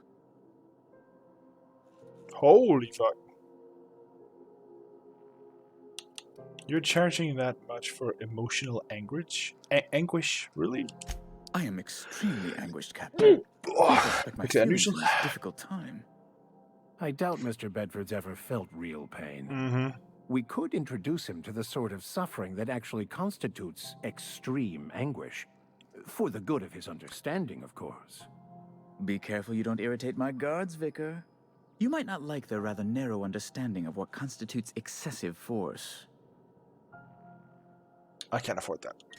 Unless you can offer some other means of resolving her debt, I'm afraid we have nothing further to discuss. She's worth more alive than dead. Put her under an indenture contract. That's not unreasonable. Let's prøve. I guess it's better than losing your organs, but I don't know, Captain. It just doesn't seem right. Miss Doyle is deeply in debt, and the board has every right to do whatever they like to recoup who the that fuck debt. am I? Altså, hun har sat sig. What guarantee do I have that she'll agree to the terms you negotiate?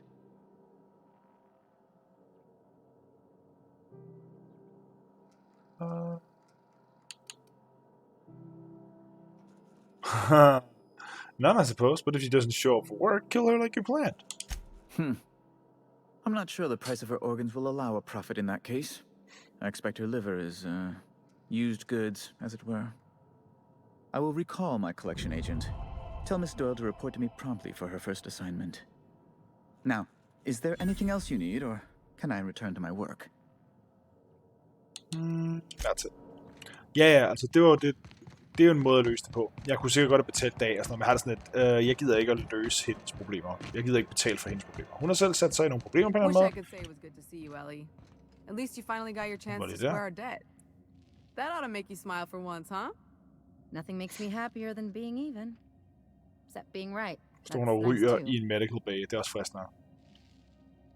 Got word from Udom, from the hitman who trailed me the other night. Seems I'm indentured to the board now.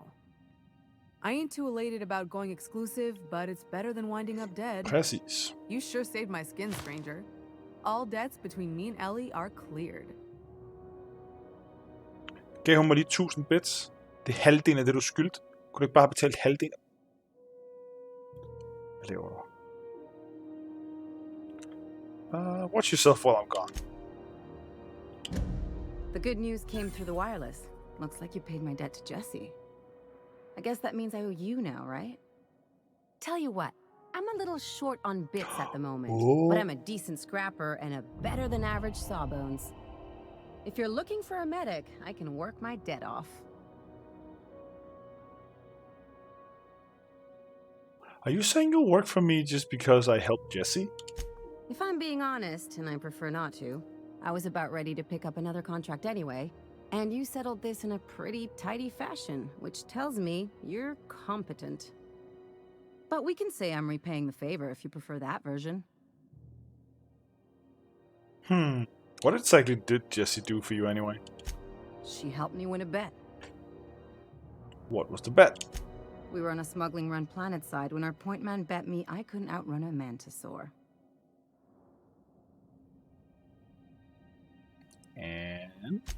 And as you can probably guess, the thing was faster than it looked.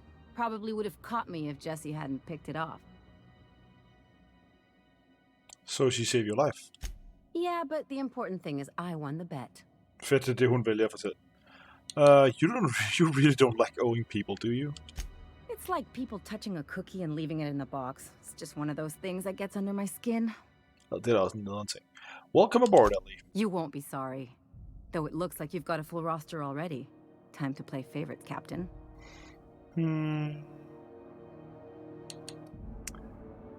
Vigor Max, I'll catch up with... Nej, vi havde en opgave. Meet me on the ship. It's docked by the promenade. Traveling in style, are we? I'll be sure to nab a cabin with a view. Welcome to the crew, Miss Ellie. We're real happy to have you. Oh, personal space, lady. Okay, så...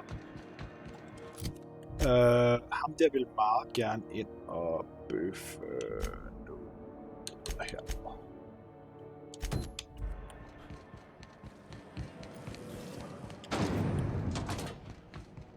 Hov.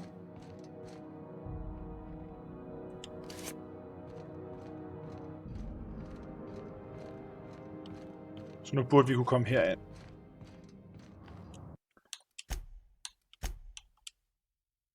Og Majas stealth er nemlig rigtig god. Det er meget fedt, at den viser meget tydeligt. Her er restricted access. La di da di da. Da da da da da da da da. Hvad fanden er det her? Hoop, grineren. Var det ikke lige der? Hvad?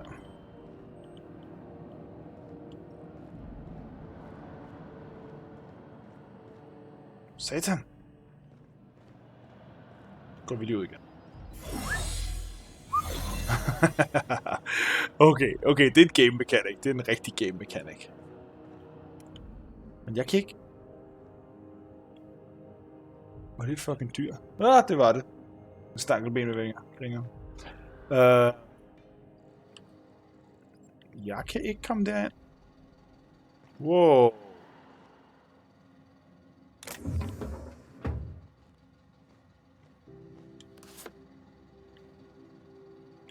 Fuck off. Det er irriterende.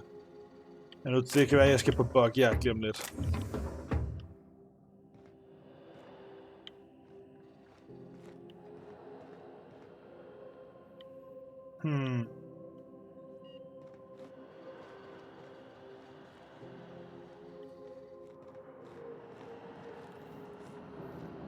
Jeg er lige kommet ud igen. Hvordan fanden er det meningen, at jeg skal komme?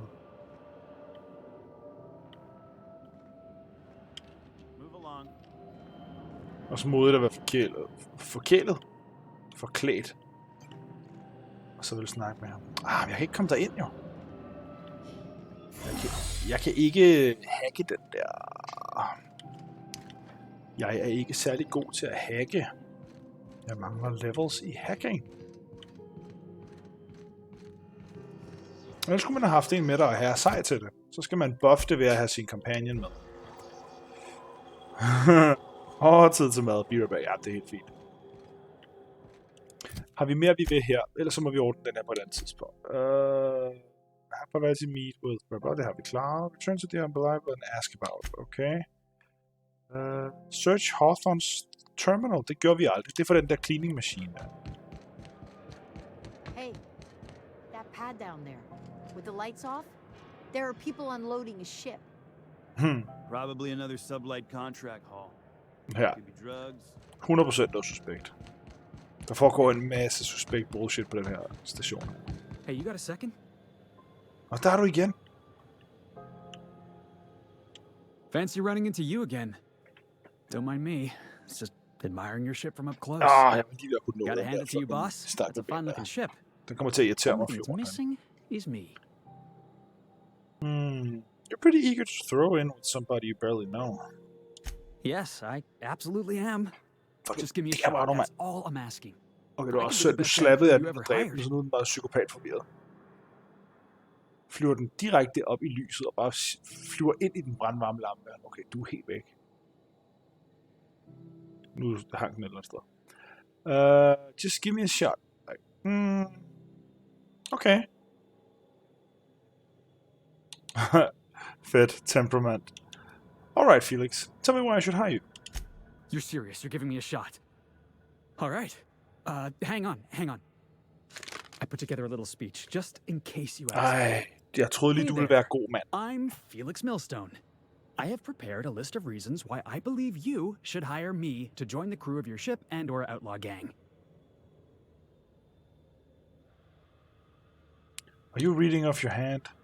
Yeah, it's a second draft. Firstly, I am highly personable, and I get along well with anyone who is not of the jackass persuasion. Sorry. He's funny. Secondly, I can be counted on in the event of a firefight, standoff, and/or raid. My motto is, if you need a steady gun hand, I'm your man. That motto is it's a work in progress.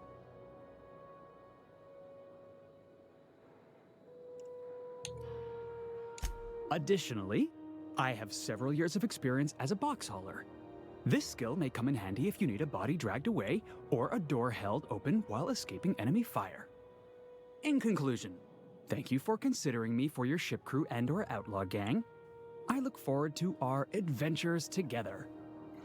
I thought that was real good, Felix. Du er alt for sød ved ham. Thanks for the vote of confidence. What do you think? Am I in?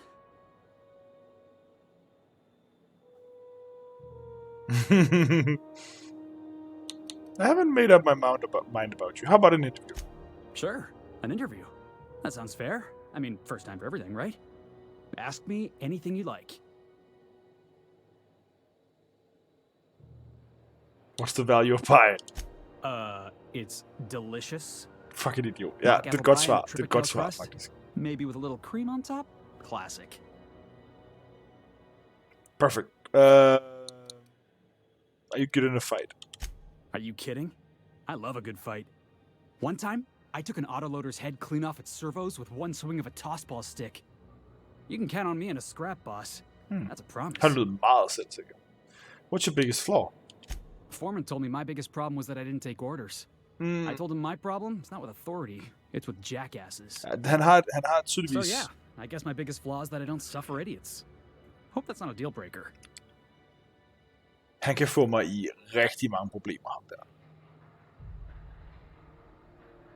Han kan få mig i rigtig mange problemer. Prøv at, han får en chance. Wow. You don't know how long I've been waiting to hear that. Thanks, boss. You're not gonna regret this. For han får en chance. See you in the ship, Felix. I'll just gather my personals and meet you on board. This is gonna be great. Fuck. Really? We're picking up strays now? Look at that. A real vicar. I'm sure we'll get along like a church on fire. Perfekt. I to kommer til at blive pals. Pals.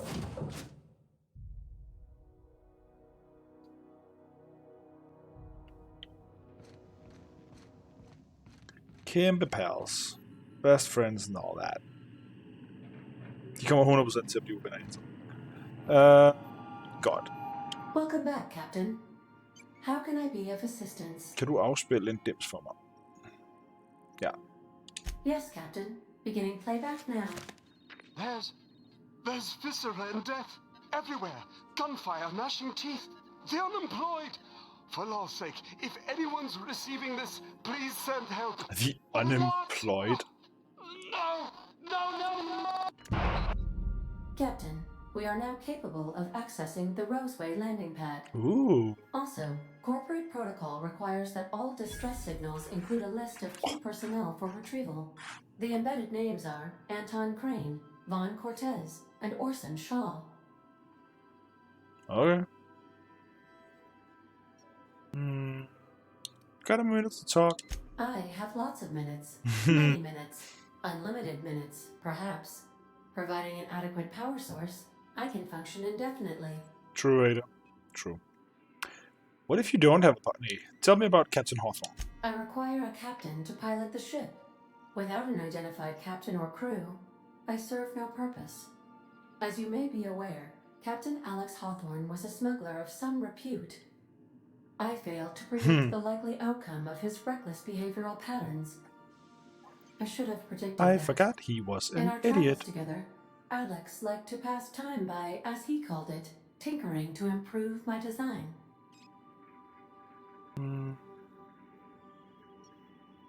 Det der skal du ikke sige. Have there been other captains of the ship? If you mean, was Captain Hawthorne my first? Yes, he was.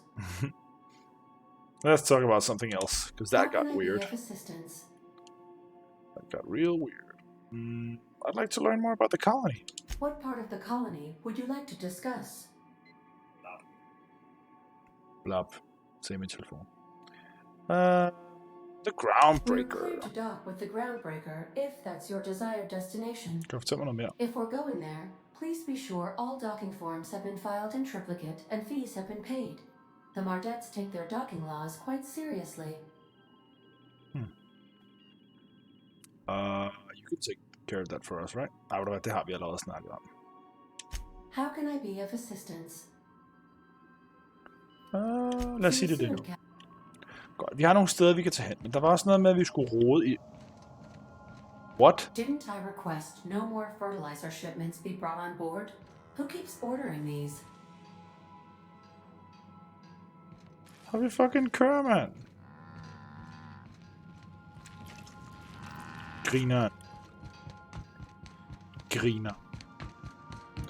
Nå.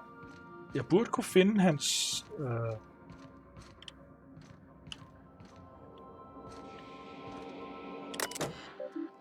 Her. Search term Sam. First time result.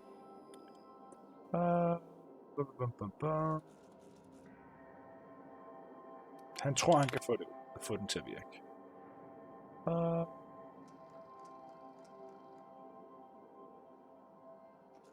Han vil gerne lave mere. I'm giving up hope on the delivery. The part is lost in transit. But, good news. Vi skal have fat i en asset steeper. Det er det, vi mangler. Old storage facility in Roseway. Det er der, vi også skal hen alligevel. Det der abandoned. Fedt. Det passer meget godt. Cool.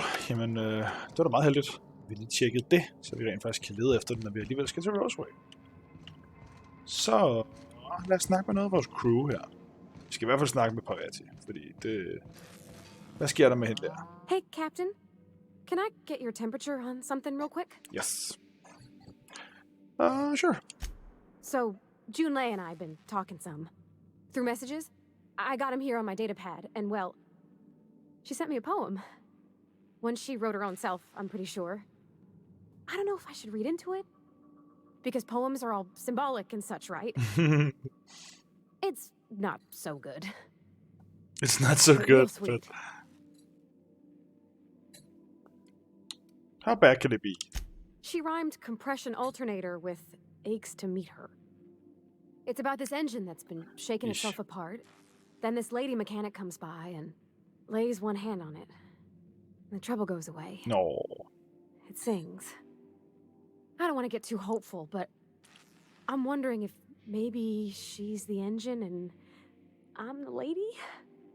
It's a real romantic poem. It made my chest hurt, kinda.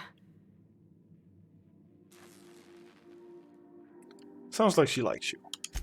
I don't know where it's leading yet, or if I'm misinterpreting. Nah, it's what I want. I'm not much interested in physical stuff.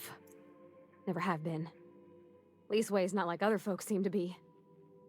It's not that I can't, I just don't care for it. Jeg ved ikke, hvorfor du fortæller mig det, It's men been det a er okay. problem in the past. The folk who wanted to be with me back in the Vale, they said I was cold.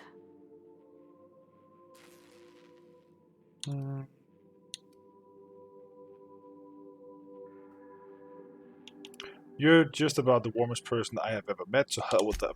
Thanks, Captain. That makes me feel a touch better.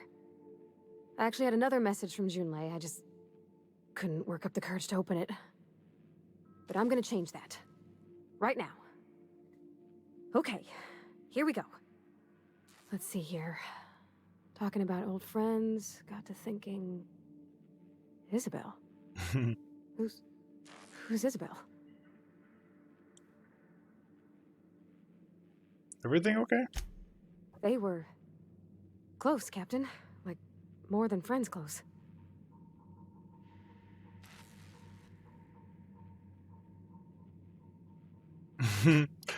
They were close. Not anymore? I don't know. Junlei talked about them like it was past, but how far in the past? 10 years? Last week? Spur. Captain, I'm feeling all mixed up right now. Could we maybe head to the Groundbreaker? Get some drinks at that bar there? The Lost Hope?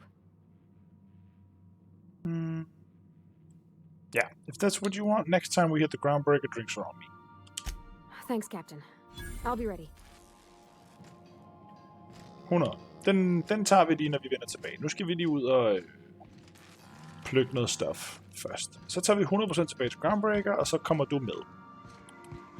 Det er helt håndøv.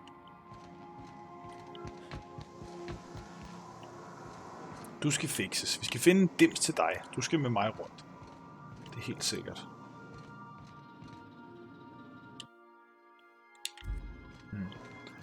Lad os se, hvor de andre har fundet. Skal vi gætte på, at Felix er...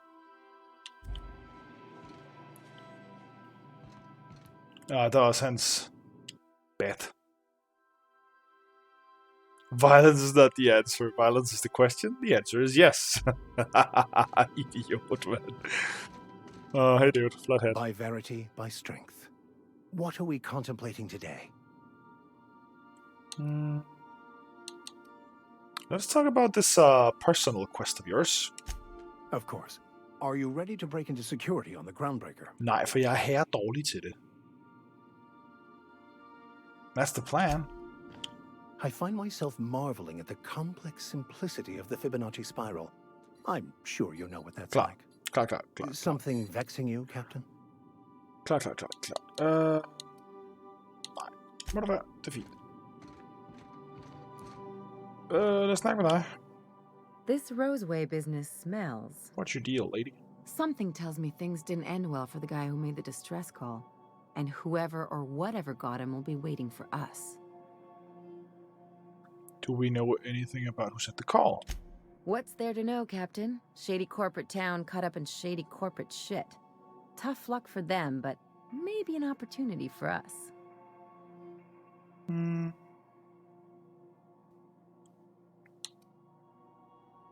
Could be a trap.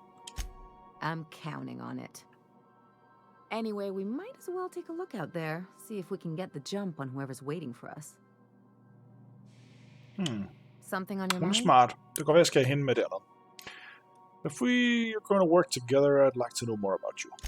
I'm a surgeon by training and a pirate by inclination. Sjov blanding. Not much else to know, Captain. I like long walks on the promenade and the smell of Spacer's Corona. I make a mean zero-G cocktail and I've got a meaner right hook.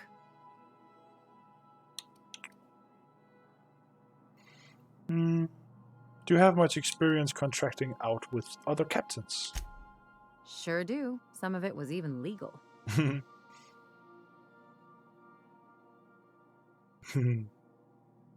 You weren't joking about being a pirate. What gave it away? Velkommen tilbage. It's the hair, right? Or maybe the ammo belt? I had it custom made. Wait, you want to look like a pirate? Gotta advertise your business somehow. No, true. I've done Nu all med types vandmelon. of work with all kinds of Misundelig. crews. If there's one thing you ought to know about me, it's that I won't tell you your business. Your ship, your way. Cool.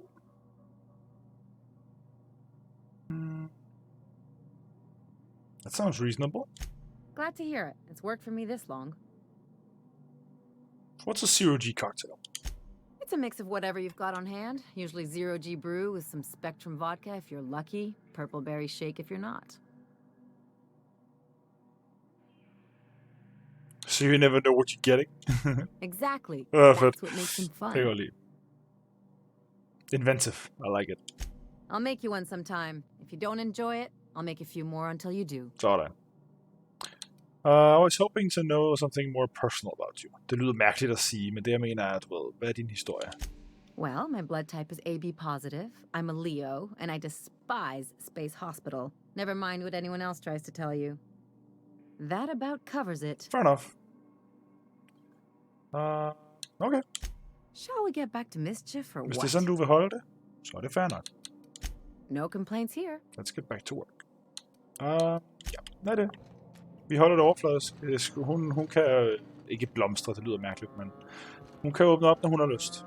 Indtil videre skal jeg bare vide, hvor hun står rent professionelt. Hvordan hun arbejder. Så mangler vi bare ham Felix der. Ham har jeg ikke snakket med nu. Og rigtig, du har travlt. Det har du altid.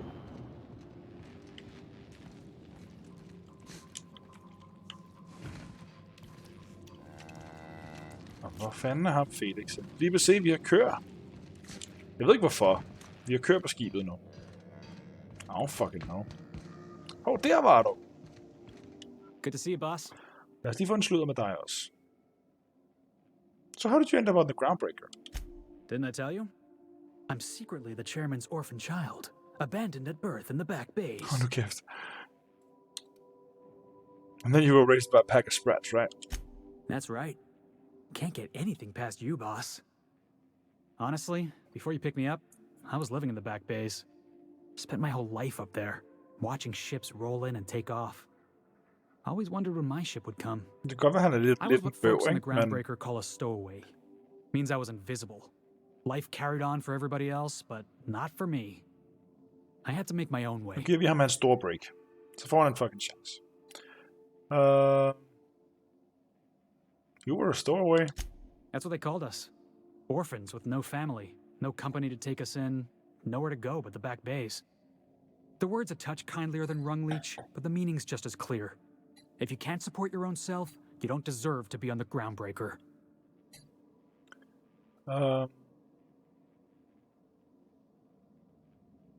That's how it is in this colony. Nobody gives a damn about you. That's exactly what I've been saying. The system doesn't care about the individual. We're only as valuable as our jobs. Truth. This Hauling place boxes sucks. was about the only work I could find. Hated every second of it. Foreman and I never got on. Han har lidt vredesproblemer, ham der.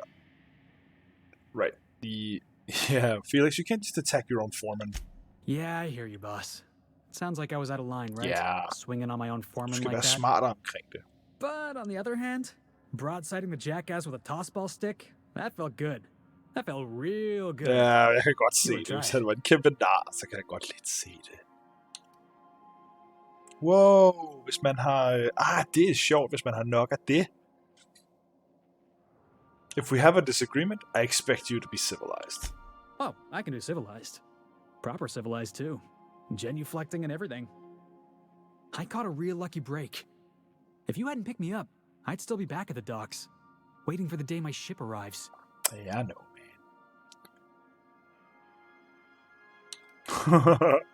You can thank me by not giving me any trouble. That's just crazy talk. You know we'd never have a problem. Thanks for listening, boss. Indtil jeg er uenig med dig. Let's get going. Good to see you, boss. Ja, det er meget fedt. Nå, så har vi ligesom introduceret os til dem alle sammen. Det er sgu meget fedt. Godt, vi skal til... jeg tænker, vi starter med det der relay. Skal vi gøre det? Hvor er den? Der. Og den er langt væk. Whee!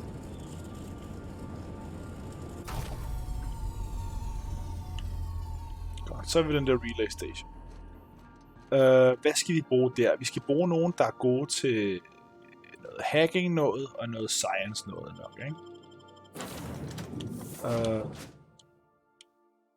Og der skal man ligesom kende dem, kan jeg godt se. Så lige gå tilbage igen. Der. Ellie. Du er god til hvad? Medical Engineering er du okay til. Det er meget godt. Du er god til Persuade, Sneak og Lockpick. Wait, hvad for noget? Ability Dropkick. Det er jeg allerede fan af. Jeg fucker rundt i de her menuer, mand. Parvati, du er selvfølgelig Engineering Lady, ikke? Det er du her god til, og Lockpick. Du skal totalt med, fordi vi skal potentielt bruge det. Vika, du har hacking og science skills. Og det skal vi bruge, for det kan være, at vi skal hacke og fikse ting. Så. Ked af det, jeg to. I de nye, men I kommer simpelthen ikke med den her gang. Vi tager Parvati med, og vi tager Vika Max med. Det er vi nødt til. Vi er nødt til at have nogen, der har nogle skills, der passer til, ikke? I'll admit, the station's in better shape than I expected it to be. Captain, this place is supposed to be empty, yeah? Because I got the queerest feeling. Got the queerest feeling?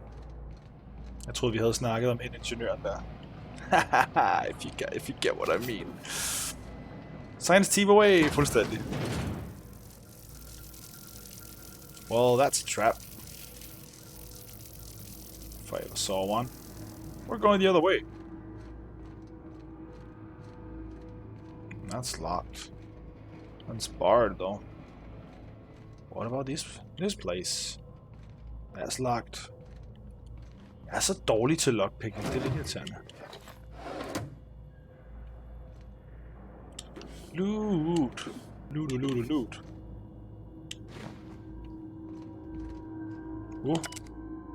Phrase journal. Last night I dreamed. I wrapped her neck in crimson. Oh. Okay, this lady, this person. Oh. This person got a little cray, skulle jeg til at sige, men så lød der, hvad der lød som et skud. Nå, sej. Jeg ved ikke, om det var sådan en dramatisk effekt, eller... Bard, okay. Hvor vi lige skulle skifte questen til den, vi faktisk er i gang med. Weapons from the boys. Stress signal. Nej, ikke distress. Distress signal. Er du gal min mund, mand? Nej. Der. Reactivate the relay transmitter. Det er det, vi er i gang med. Godt, det foregår derinde. Så må vi jo komme igennem her. Processing. Hej. Security patrol initiated. Ja, gør det. Quietly now. Okay, hvad fanden? Returning to normal protocols. Jeg håbede på, at jeg kunne lokke den herhen. I smite you in the name of the law. Jeg kan selvfølgelig også bare teleport ham igennem. Og bare teleport hende igennem. Okay. Skal vi hoppe? Der er miner lige ved. Fuck it.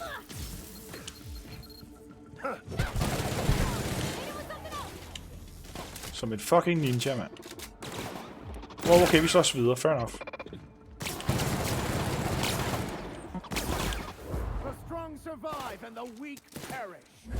Jeg kan godt lide de der quotes, han laver. Det er meget fedt.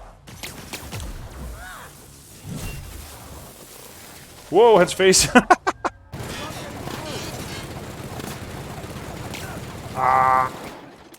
Åh nej, var der ikke noget med, at forskellige typer damage? Jeg kan slet ikke huske, hvad for nogle våben jeg har på, mand. Stun-baton.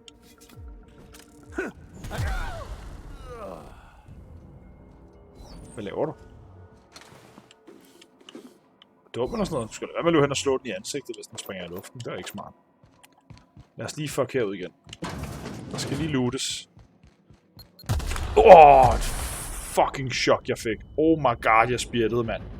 Holy fuck, hælpakker. Du nåede lige at komme tilbage til at se mig få et goddamn chok, mand. Er du gal? Det spjættede, det gibbede helt i mig. Kan man skyde dem med i smadre? Seriøst? Er du dum, mand? Dude! Ja, det er rigtigt. Hvis man havde kunne hacke den her, så er man kommet herfra.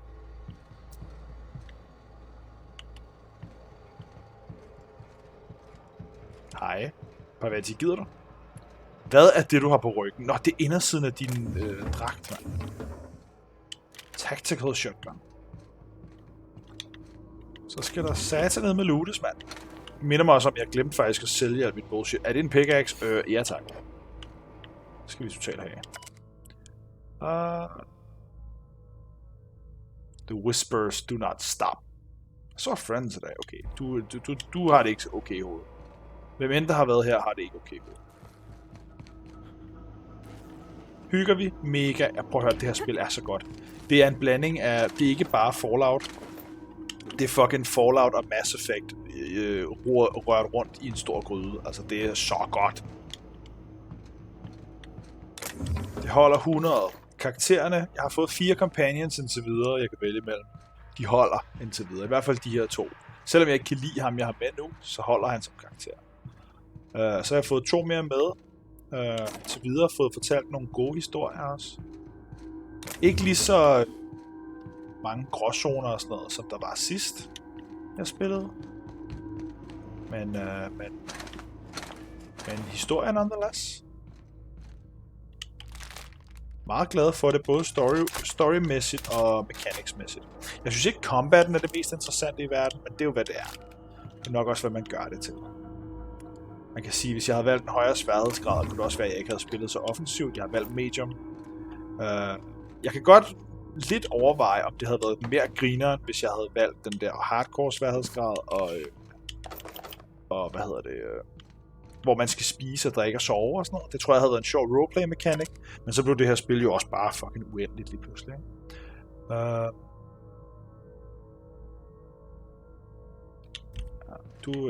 Du har tabt småkærne, hvem der var her. Det er også okay. Ej, hvor kan jeg bare ikke unlocke de her, fordi jeg ikke har høj nok lockpicking skill. Det skal vi have fikset, det ved jeg godt, ikke?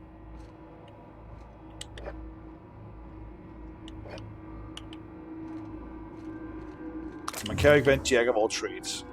Wow! Er du en... du er Jan Itor. Hej? Kan ikke bare tage en acid doodle fra din, tage med hjem? Model spaceship, finder en masse junk. Og den her er låst. Jeg kan ikke hacke den, fordi det er dumt til, eller lockpick den, undskyld. System upgrade. Here's a little trick I learned in prison. Bam! Here's a little trick I learned.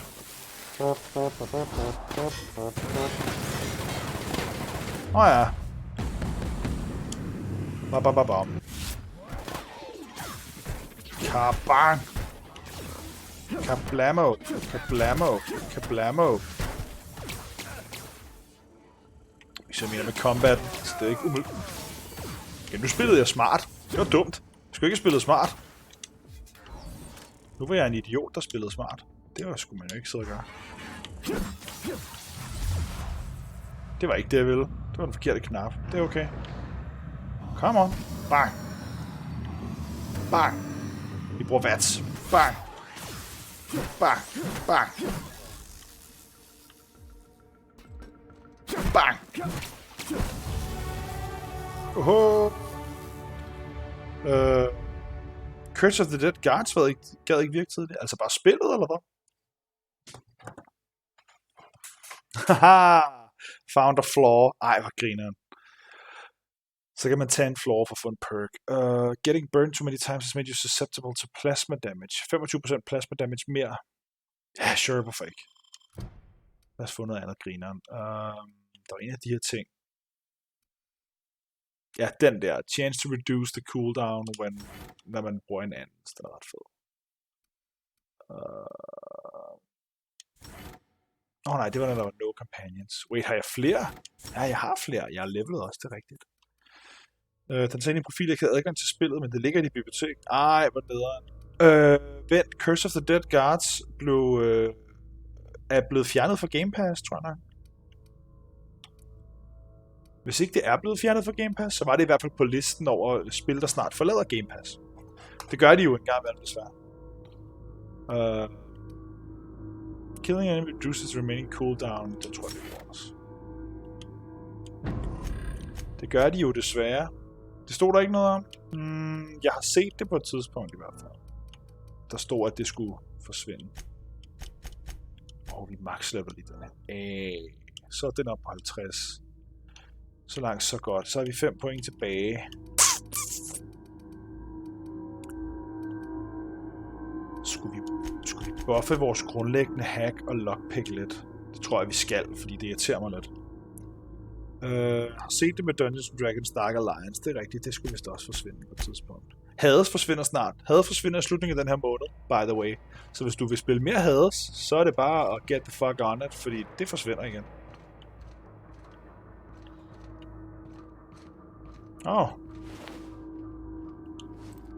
En silencer. Er det et våben, eller hvad? Ja, det er. Bum. Pistolen, tak. Ja.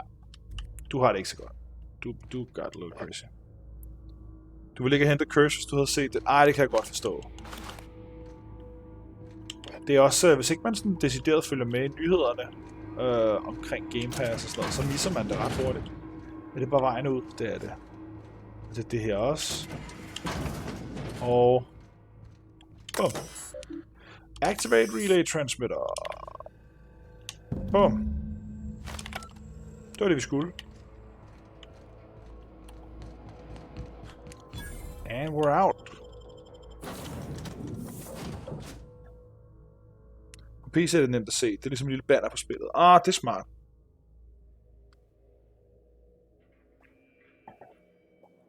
Men der er sådan en... jeg plejer at kigge på sådan en leaving soon ting. Hvis det er blevet offentliggjort... der er model spaceship. Hvis det er blevet offentliggjort, at spillet skal forsvinde fra Game Pass på et tidspunkt, så ligger det altid den, der hedder Leaving Soon. Den tjekker jeg en gang imellem, fordi jeg synes, det er meget rart at vide, sådan, er der et spil, jeg gerne vil spille, der forsvinder snart. Det er der faktisk, men jeg har lidt besluttet mig for, at jeg nok ikke kommer til at spille i den her omgang, som jeg køber det på et tidspunkt. Det hedder Spiritfarer. Det vil jeg faktisk gerne have spillet, men det er jo bare, hvad det er. Nu er jeg i gang med det her projekt, og så starter jeg ikke lige et andet nyt stort projekt op. Godt. Vi er done med det her sted. Så flyver vi tilbage til Groundbreaker. Og nu har vi jo ligesom lavet en aftale. Vi skal have Parvati med ind, for hun skal have en drink. Det har jeg lovet hende. Og så skal vi igen have, hvad hedder han? Ham her, sådan vikaren med. For jeg har også lovet ham, hvis vi skal ind og stjæle noget fra ham. Men sidst havde jeg ikke lockpicking skills nok. Det skal vi lige have fikset. Hvilket minder mig om, jeg tror heller ikke, jeg har levelet mine dudes og sådan noget. Jeg tror egentlig bare, jeg løber rundt og gør ting, og er egentlig underleveled. Parvati, du kan levele, kan jeg se.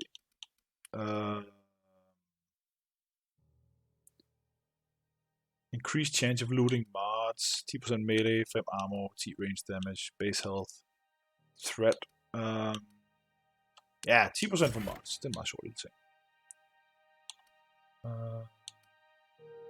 Ability damage. Nice, det vil vi have næste gang. Så den der. Virker. Vi skal lige have kigget på, hvad du har. Increase your hack skill, når han er med. Den vil vi gerne have.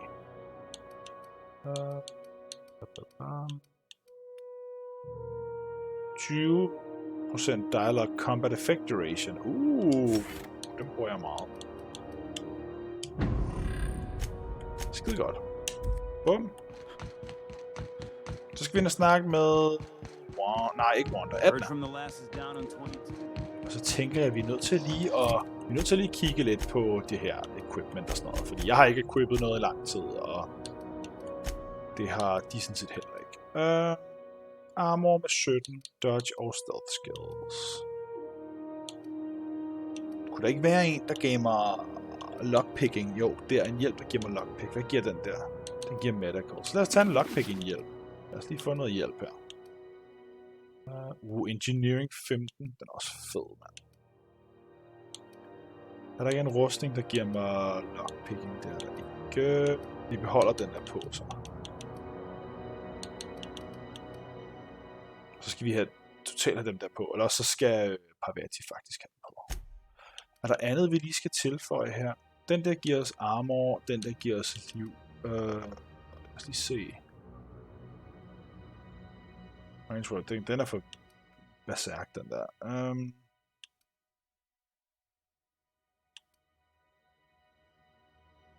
Den har vi allerede. Body attributes plus 1. Sure, hvorfor ikke? Så er der alt de der. Og alt det der. Lad os lige se en gang, om der ikke er noget, vi kan skifte lidt ud her. Hvad har den her? 89, 109, 320 damage per sekund. 121. Det er lavt, det der. Junk. Så Assault Rifle, de bruger heavy. Den der bruger light, det er derfor, jeg godt kan lide den. Men de der bruger samme armor, det virker lidt omsvagt. Nu hvis vi equippede den der i stedet for. Vi har en del heavy nu, nemlig alligevel.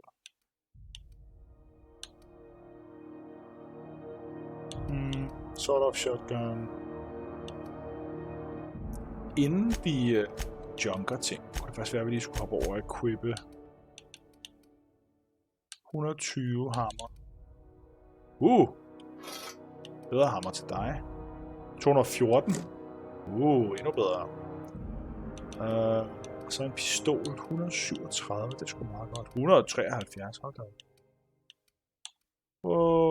Så lad os lige hoppe over til Vickeren, for han kan godt lide shotties, ikke? 299. Hold da. Ferie i Valandia, mand. Jeg var så færdig. Så er den der shrink raiderne, vi prøvede nu. 131. Lad os lige hoppe over til Parvati igen. 37. Ja.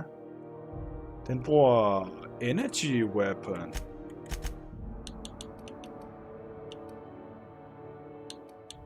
Okay, vi skal prøve at skifte lidt ud. Nej, jeg vil faktisk gerne have haft den der.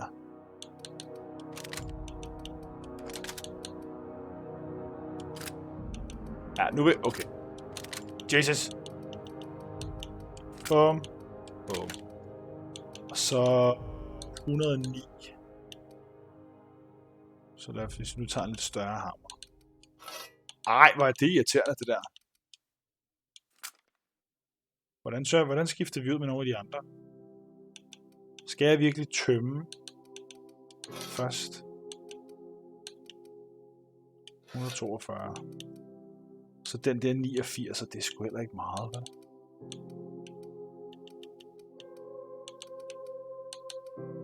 Men vi har ikke rigtig andet energy-våben.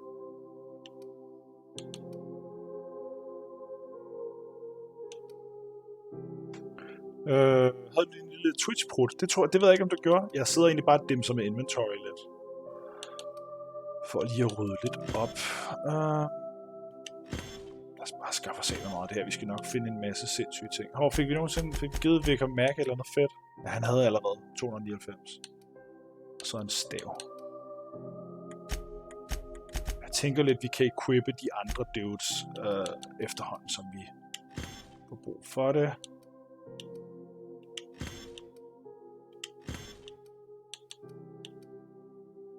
Der er en plasma rifle der, men den giver ikke særlig meget damage.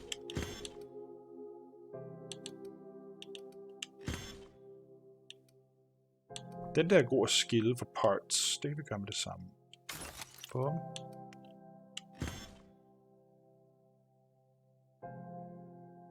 Prøv at vi kan finde ud af det.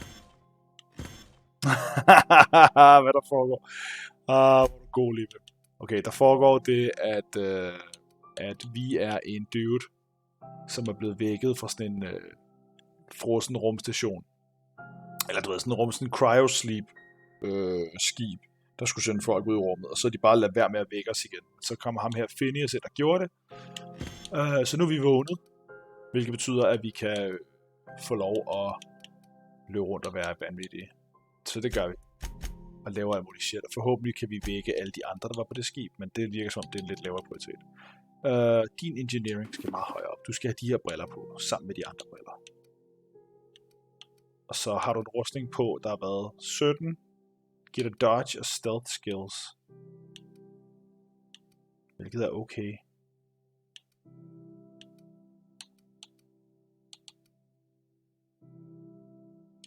Hun ser meget mere cool ud i det der. Ej, hvor du hvad, jeg er ligeglad med, hvor meget armor hun har på. Ikke? Skal vi ikke skifte over til det der? Fordi prøv lige at se, hvor fucking badass hun ser ud sådan der. Altså. Det er ligesom Vicar Max, ikke? Der har det også sådan lidt, altså. Jo, jeg kunne da sagtens give ham på. Jeg kunne sagtens give ham alt muligt andet. Altså fuld rustning på, ikke? Men han ser da bare så meget mere Vicar Max-agtig ud med den der på. Alternativt skulle han have den her på, ikke? Det kunne han også godt. Det kunne han faktisk godt være. Hvad giver den der 9 og plus 5 til dialogue? Den der giver plus 5 til leadership skills. Det holder også lidt, ikke? Det holder. Jeg tror, vi skifter over til den her for nu. Og så tror jeg, vi skifter væk fra den der psykopat-hat. Det der ser også ondt ud. Men på en eller anden måde kan jeg faktisk godt lide ham med... det kan jeg ikke lide, det der. Jeg kan godt lide ham med hatten på. Det kan et eller andet. Og det er en mix af Fallout og Mass Effect. Lige præcis. Nu har du nok set lidt af det. Det ligner meget Fallout, når man går rundt i spillet og snakker med folk og sådan noget. Altså det her, tænker jeg... sådan. Nu ser de ud, som de skal. Fucking A, man. Det her, prøv at se, hvordan vi snakker, ikke? Det ligner meget Fallout, ikke? Vi ser jer. Og det er det også. Men bare det her med, at dine companions har en effekt, og du rejser rundt til forskellige rumstationer og løser forskellige opgaver og sådan noget. Det er meget mere Mass Effect-agtigt. Så sådan Mass Effect-agtigt setup, men Fallout game mechanics, hvis man kan sige det så. Hvad fanden er det der?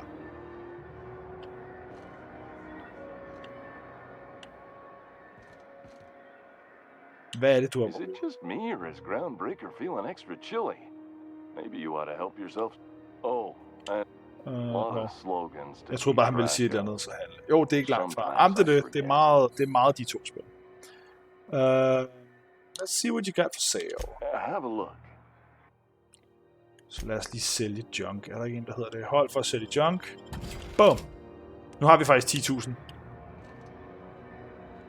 Men Mercer, der er flere personer i det her spil, hvor vi har tænkt, er det en, vi kender? Der var en, der lød så meget som Sam Riegel tidligere. Lige blev slået op. Det var det ikke, desværre. Vi skulle ind og snakke med Edna. Ej, du har ret, jeg sat sprint speed højere. Edna. My comm center already got an update ping from the backup relay. I trust everything went smoothly. Yes, ma'am. Here's your data backup. Thanks. That's odd. The only messages in the queue are encrypted ones. Oh, surprise! Du har ikke tjekket de beskeder, man. The relay hasn't received a single unencrypted message in the past 36 months. Must be on account of some new security red tape. Well, whatever's the cause, the board and the Earth Minister will see it sorted. Alpaca, hvis du har haft en syg lyst til at spille Fallout for tiden, ikke? Spring ind i det her. Det er sindssygt godt. Authorization for you from Chief Junlei. Try not to spend it all in one place. Lidt ligesom Fallout også gjorde med at, du ved, træffe et valg. Eller sådan med at lade dig træffe valg med sådan noget, du ved, vil du gøre det her eller det her? Der er ikke noget godt valg. Det her, det har konsekvenser for den ene side, det her, det har konsekvenser for den anden side. Smell that fresh air? Almost better than being outside. What do you need, Captain? Sagde hun ikke lige, at jeg skulle... Missede jeg lige noget? Er der en... Ja, herover. Er der ikke en log herover, hvor jeg lige kan høre, hvad det var, du sagde til mig til sidst? Routing through the backup relay has saved... Nej, det kan jeg ikke her. Nå, pis. Oh well. Godt. Og så vil Parvati gerne snakke med dig, men vi skulle på bar i stedet for, ligesom det vi fandt ud af. Journal Quest. 100% singleplayer. Yep, 100% singleplayer. I hvert fald så vidt jeg ved. Jeg har ikke set nogen grund til det, der skulle være mere. Take Parvati to Lost Hope on Groundbreaker. Det var det, vi skulle. Parvati vil gerne have en drink, så det gør vi lige med. Det har vi lovet hende. Have you seen this man? Yes, I have seen that man. I am working with that man. But you should not know that I am working with that man. Hvad er det her overhovedet? Nu gik jeg bare ind, fordi jeg er nysgerrig. Waste disposal. Sure. Watch out. There's some puddles of... Actually, it's best not to contemplate that. Ser du det? Hvorfor kan vi gå herned? Skal vi ikke antage, at der er en god grund til det? How about I stay up top? You know, keep watch. Okay? Vi er ikke med ned i kloakken, eller hvad? Okay. Frankie har ligesom lukket salvage. Der er nogen, der har gået herned og har mistet deres hoved. Some people got fucked here.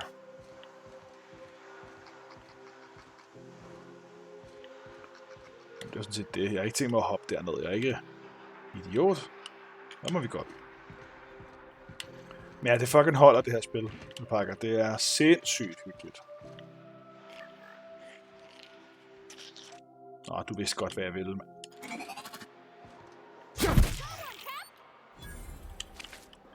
Rotten.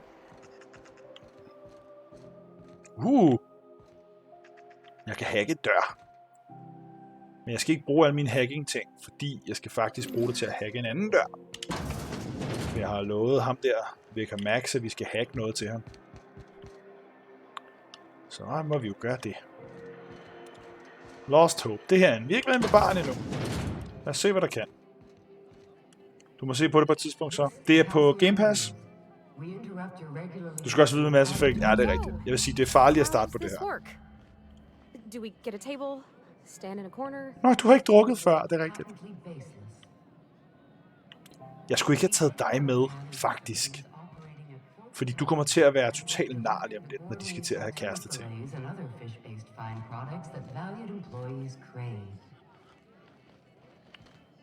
Skal vi sætte os ned? Gør det? Kan man det? Nej. Kom, vi kører en drik. Kom, jeg skylder dig en drik. Okay, so what are we drinking? Og Dark Skull har ønsket mere Darkest Dungeon. Det er også hyggeligt, mand. Don't worry on the price. I got this. Let's just do it proper. Okay.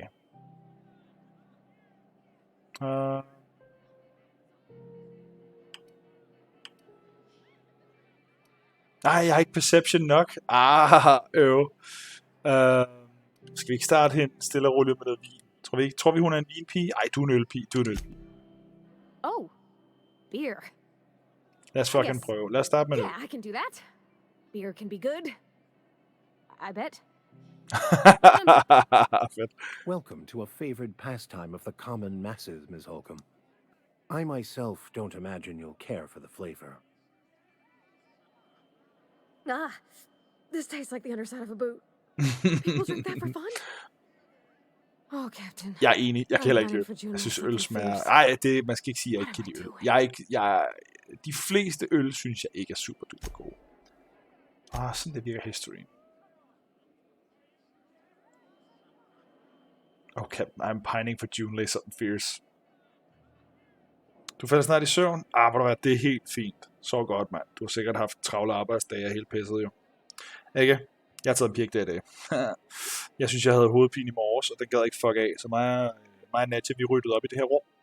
Fordi jeg havde lyst til at bevæge mig, i stedet for at sidde stille og læse og lave lektier. Så jeg har haft en hjemmedag, hvor vi har fået ordnet en masse ting. Det var faktisk rigtig rart. I stedet for at være i skole. Det er, hvad det er nu. Så må man arbejde hårdt. Kan du sove godt, Alpaca? Så ses vi på et eller andet tidspunkt.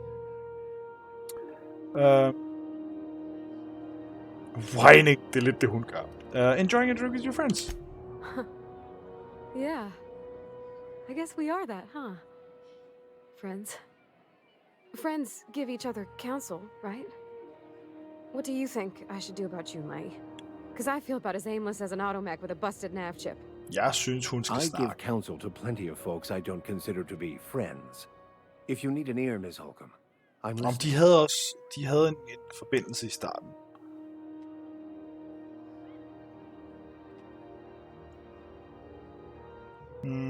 Start by telling me why her message got you so unsettled. Well, she talked about another girl, right? Isabel. Mentioned her by name and everything, like she wanted me to know.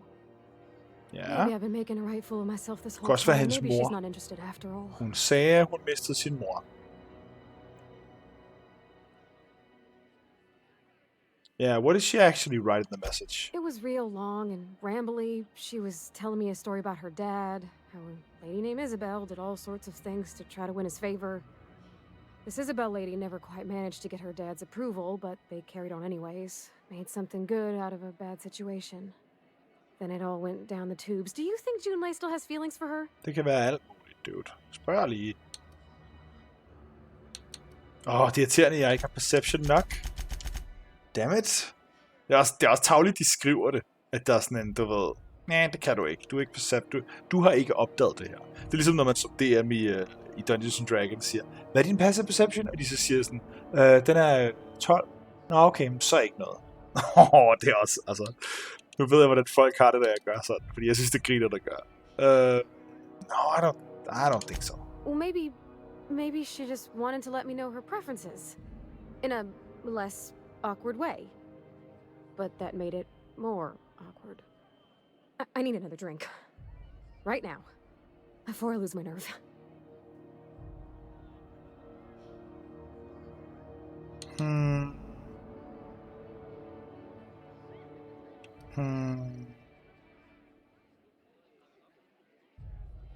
Let's get you some water. Come on, Captain. I'm here to drink. Ja, men det er første gang. Maybe you're right. I am a little... Og du... Hydration. Here I come. Så kan du så få en drink mere bagefter. Good call. It's best to proceed with der er ingen grund til at drikke hende ned under bordet og høre på hendes kæreste sover. Shush you. I want to talk to Junlei all the time. Even about silly things, but I'm so scared. About what about me? About what? Everything? I got a solar system's worth of terrifying questions swirling around my head. Does she think I'm as pretty as I think she's handsome? What if she doesn't like me? What if she does? What if she's still got feelings for that lady, Isabel? What if we get together and she gets bored of me?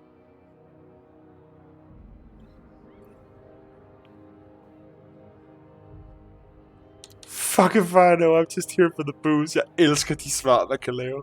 Man kan være sådan en douche. There's an easy way to get answers to all those questions. There's nothing easy about spilling det kan også være, det er bare mig, der er totalt dumt smart at høre på nu. Men jeg har det sådan lidt, så kan vi snakke om det. Jeg tror bare, det er fordi, jeg er blevet voksen og gammel eller sådan. Well, it's tripped folks up in the past. Folks I thought cared about me for me. What if she's not okay with that? What if she is, but then later, she's not? Det kan du ikke rigtig gøre noget ved, jo.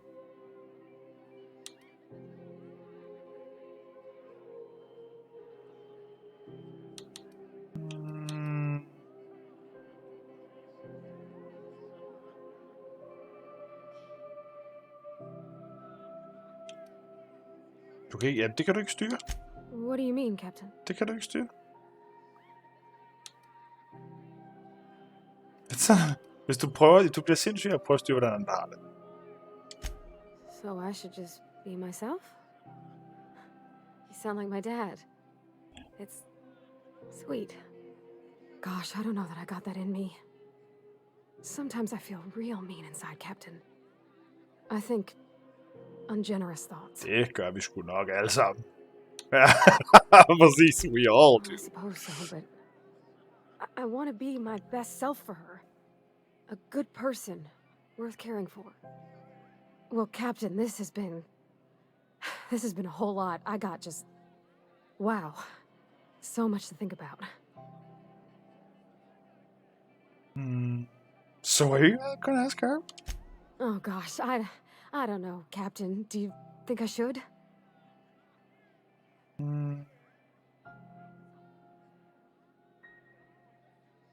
Determination er slet ikke en stat. Hvilket er ret grineren. Altså... I hvert fald ikke en, jeg har fundet. Yeah, don't ask for my opinion. Okay. I'm gonna do it. Gør det, hvad? I'm gonna ask Hvis you du next. synes, så gør det. Lad være med at Just spørge, as hvad soon jeg as we get back synes. to the ship. Jeg skal ikke styre det. I mean, probably. Eventually. Thanks for hearing me out and giving me counsel. And, well, for being a friend. It means a whole lot.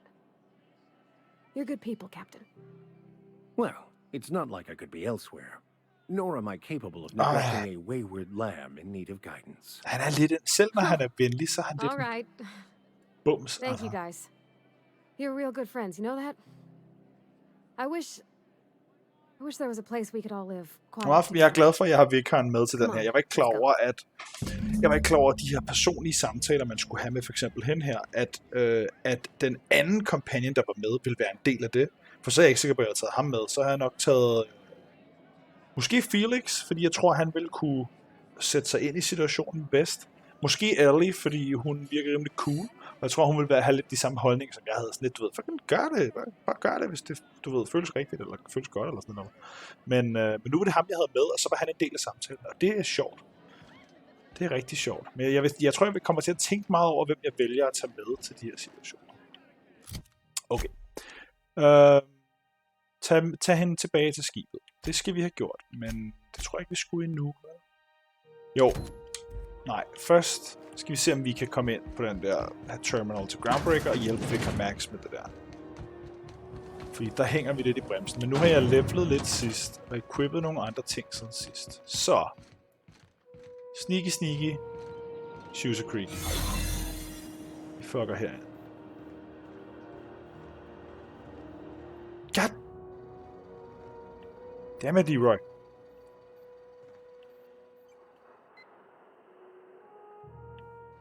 Er der ikke en...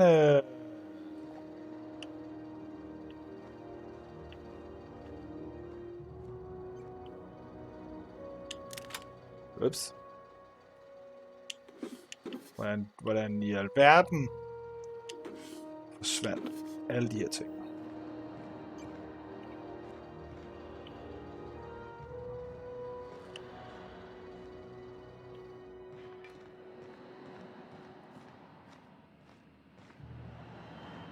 Sights out front. Skal lige refreshe den her.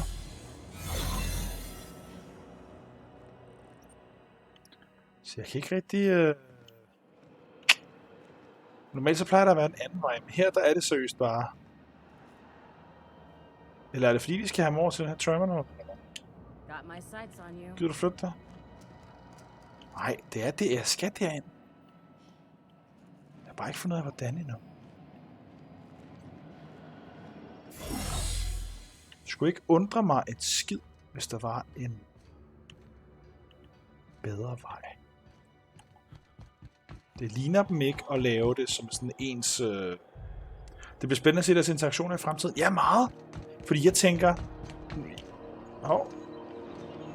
Der kan man også komme ind. For jeg tænker, hvis Vicar Max har skrevet dialog til den her samtale, så må de andre også have. Så må der også være mulighed for, at Ellie og Felix har dialoger til den samtale. Det synes jeg er en sjov præmis. Sjov potentiale. Hop! Godt. Det er derinde.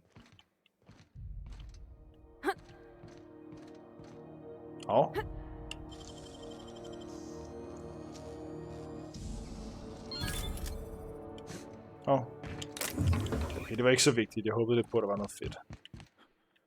Jeg skal huske at købe nogle flere af de der.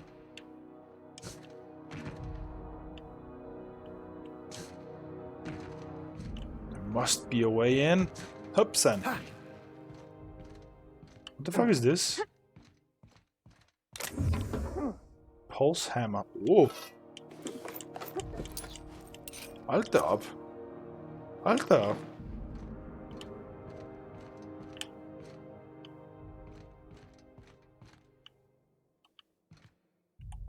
Oops. Oh, don't mind me, I'm just falling from the ceiling. And yelling.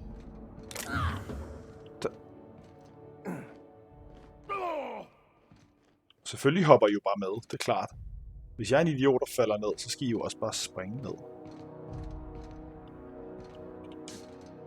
Let's try and do this another way. Let's try and work this out. Let's work this out. Let's work this out. Alright. Det var ikke at stjæle det der åbenbart. How am I?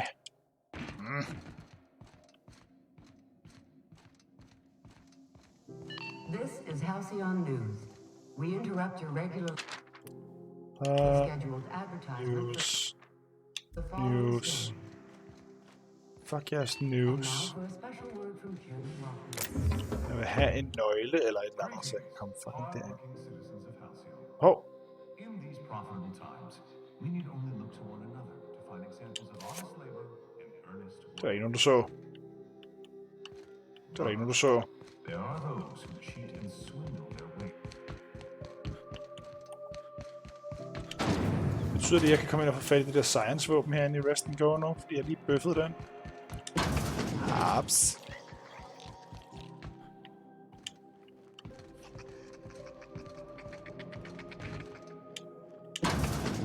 Haps. Og brød. Og sovs. Og bananer. Og alt muligt andet lort. Og hvor er det våben så hen?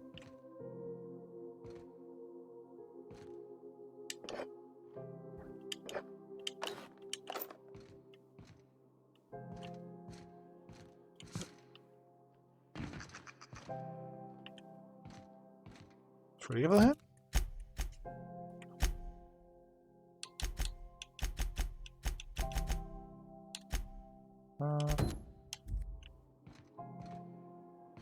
Oh my god, det var ikke herinde. Wait, hvor er det så han?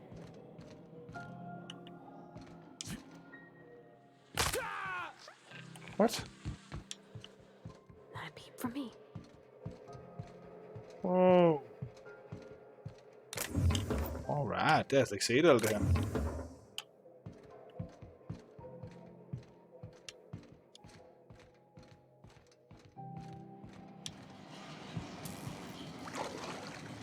Det lyder af strøm.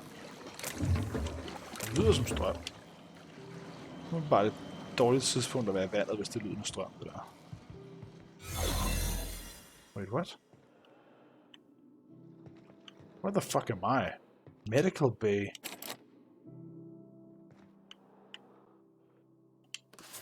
Okay, medbay keycard.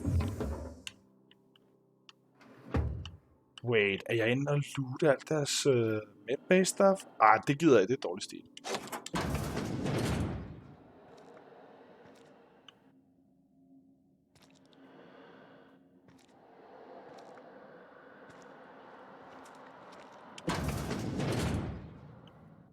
Nå, det er bare her. Okay.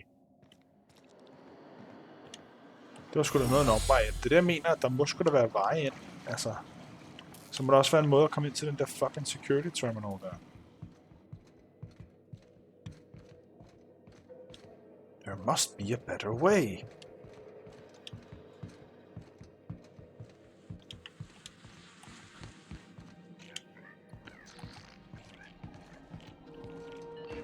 Også relativt lidt loot for, altså. Fuck. Jeg var da 100 på, at jeg kunne.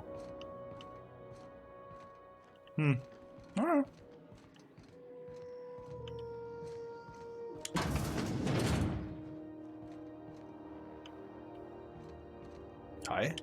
I hear scary things about Monarch. Jeg låner lige din computer. Gæstebeskeder. Watch your back.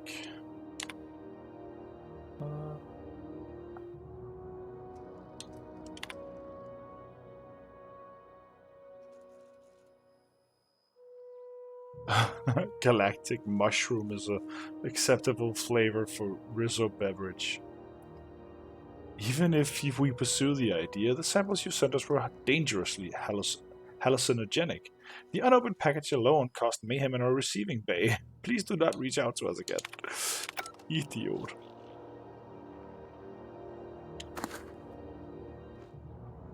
Hvad så? Hvad så? You couldn't pay me to visit Monarch. Oh, okay. I'd probably get my face eaten off.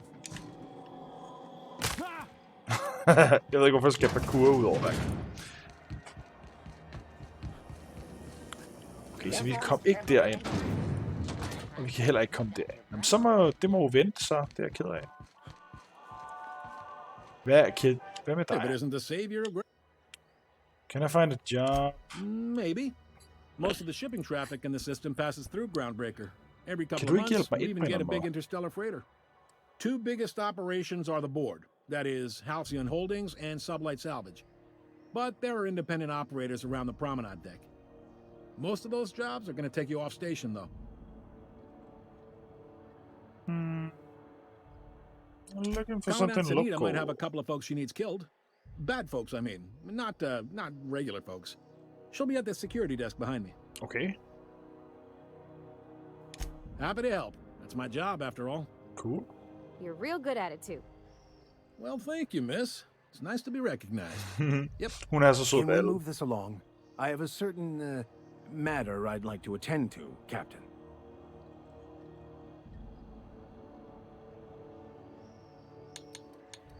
All right. Be seeing. Godt. Og så sagde du security-desken lige her bag dig. Må jeg bruge din terminal?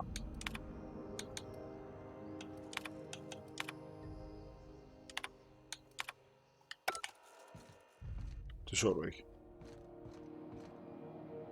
Hi there. Og jeg har slet ikke snakket med jer. Kæft, hvor åndssvagt. What can Groundbreaker Security Det do er her, for han you skal today? til, jo.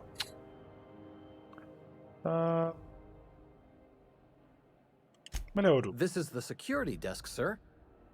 If you're here to report a crime, you'll want to talk to Commandant Sanita. I'm not authorized to take incident reports anymore. Did you mess up? Hvorfor må du ikke det? I'm not so good at filing. Mix up first name and surname 1, 2, 7 times. Well, folks are liable to start taking your filing privileges away. Idiot. Laver du tours? We can't just let anyone walk in here. I wouldn't be, well, it's not... we just don't. You did help fix the radiators. I know Commandant Sanita's grateful for that. Maybe if you cleared an open bounty, that'd be enough for a thank you tour.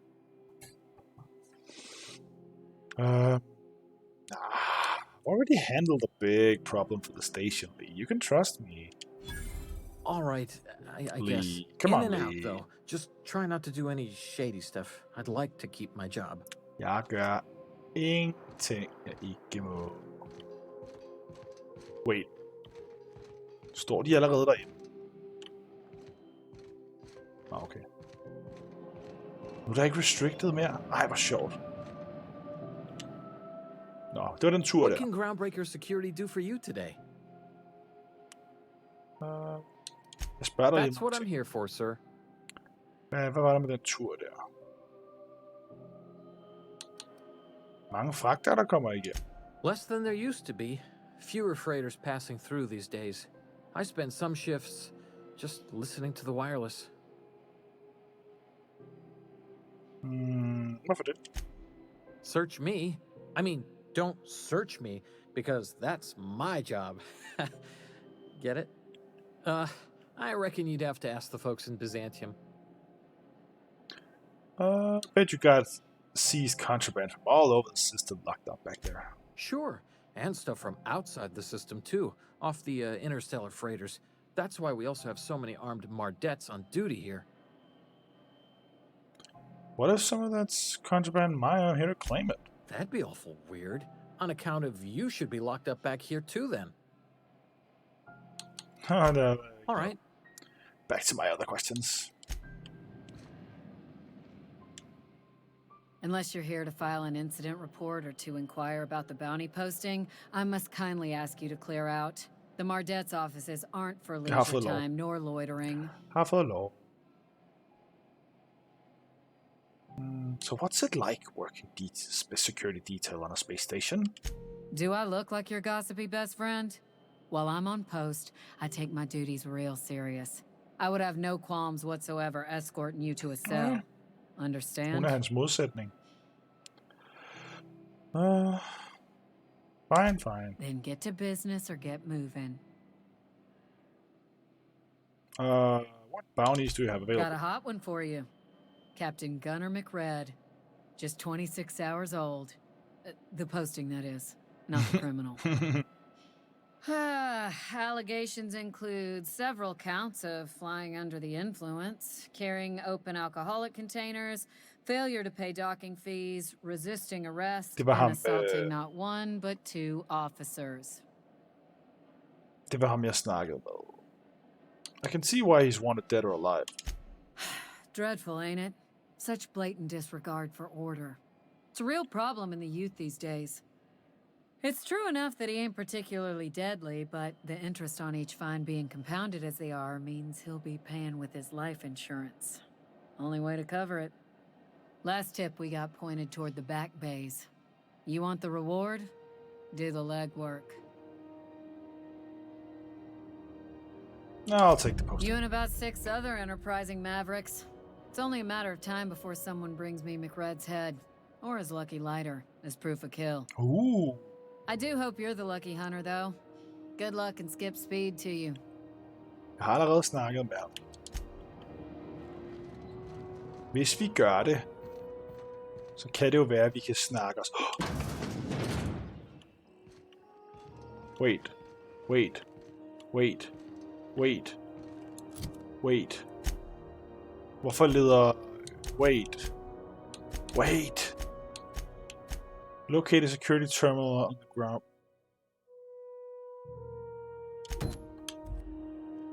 Det var slet ikke der. Det her var bare døren ud til.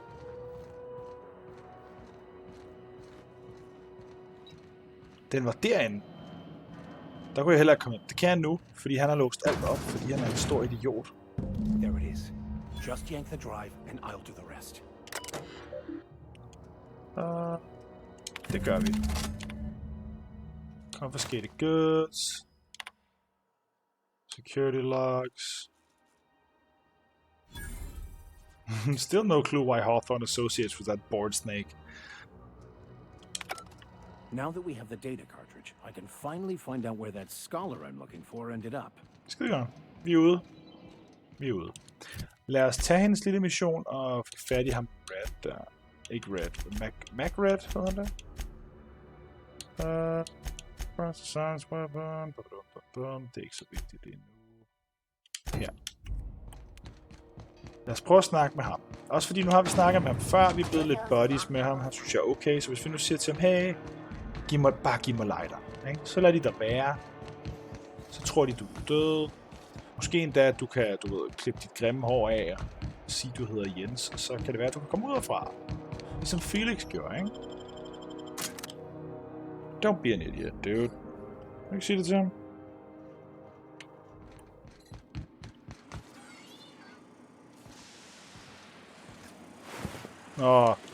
Den der ingeniør lidt efter. Han var der. Hey, dude. Neighbor from above. What brings you to my little moonlight kingdom? Vi skal lige have en snak. I saw your letter from Rizzo. Collecting mushrooms sounds like a great beverage.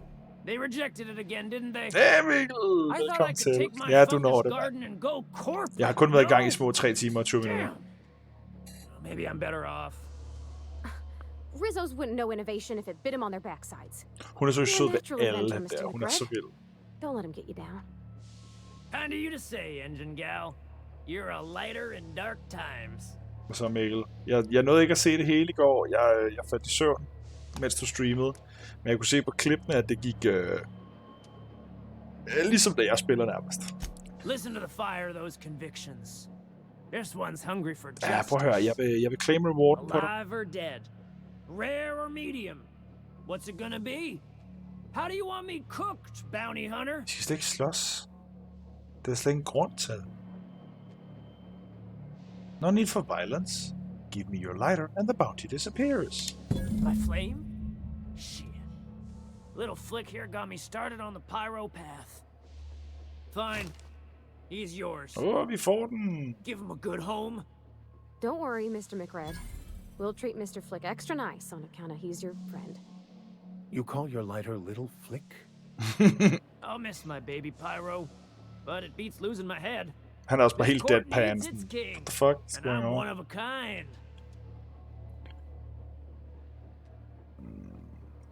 Oh, wait, the engraving on here. Does this say Sanita on it? Keen eyes you got there. Sanita gave me this lighter. We had a carnal det kan jeg bruge imod a hende. few years back, and she wanted me to have something to remember her by. Okay. Ses. Nu har jeg fået det, jeg vil have. Men hvis ikke jeg havde fået det, jeg ville have af Sanita, så kunne jeg have afpresset med den information. Gætter jeg på. Du mobbet af 8 kvindelige kollegaer hele dagen, fordi du ikke måtte vinde i minigolf. Det har ikke lige været din dag i dag, hva'? Hvad har du set til, hvad? Eller det ved jeg ikke. Jeg ved ikke, om det er sådan både i går og i dag. Det lyder ikke som om, at du har haft super held i spil. Du var god indtil du gjorde dumt. Lige præcis. Lige præcis. Don't I know that feeling. Må jeg gå hen nu? Det må jeg gerne. Hej, Sanita. How goes the hunt? I've been ruminating on it, and I decided, if you ain't killed McRed yet, I want you to hurt him a little before you do. Nothing excessive, mind you, but the scoundrel deserves a light beating at least before he kicks off. Har han cheatet eller et eller andet? Altså? Lege 1. Fedt. Does this have anything to do with your carnal understanding? He tell you that, did he? Mm-hmm. I might have kicked his ass from one end of the groundbreaker to the other a few years back. Whatever he reads into that is his business. Han er død. Her er hans lighter. Here's the bounty payout. Nice work down there. With any luck, we can hire more sharp-eyed bounty hunters like you in the future. Ah, shit. Cool.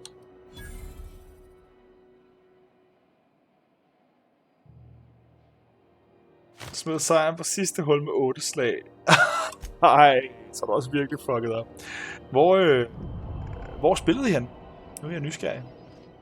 Hvor bare... Nå nej, jeg skulle til at sige, det er jo ikke noget, der er herovre, du for helvede. Medmindre du er taget virkelig, virkelig, virkelig langt for at spille minigolf. Så er det jo ikke noget, der er i nærheden. Men var banerne gode i hvert fald. Lad os se en gang. Hvad skal vi? Vi skal... Passage to anywhere. Så skal vi til den her Roseway. For at finde ud af, hvad der var galt der. Og mens vi alligevel er der, så skal vi også... Er det det samme? Investigate Stress Call. Search for secrets in Roseway. Det er det, vi ligesom ved. Og så var der også en af de her...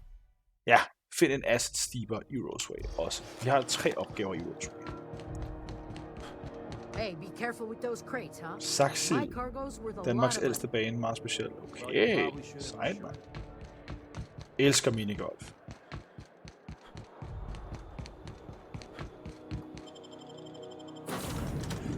Fanden er klokken 10:30, så skal jeg også snart til at stoppe. Crew members Ellie and Max are engaged in a heated discussion in the kitchen. Meget fedt, man får den besked. Jeg tror lige, vi finder ud af, hvad fanden det er. Og så stopper vi, inden vi lander i Roseway. Hey, Max. What? You really think we all have a purpose? That everything happens for a reason? Okay. Heated argument. Really that simple, but yes, fine. Anything else? If that's the case, is it my purpose to annoy you, or yours to be annoyed? Selvfølgelig kan de to ikke lide hinanden. Go away. You can't deny fate, Vicar.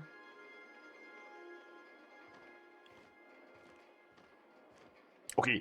Heated argument var måske en overdrivelse, hva'? Hvor sindssygt, mand. Hey, skal I tage dig? Nej. Nå, okay. Ses.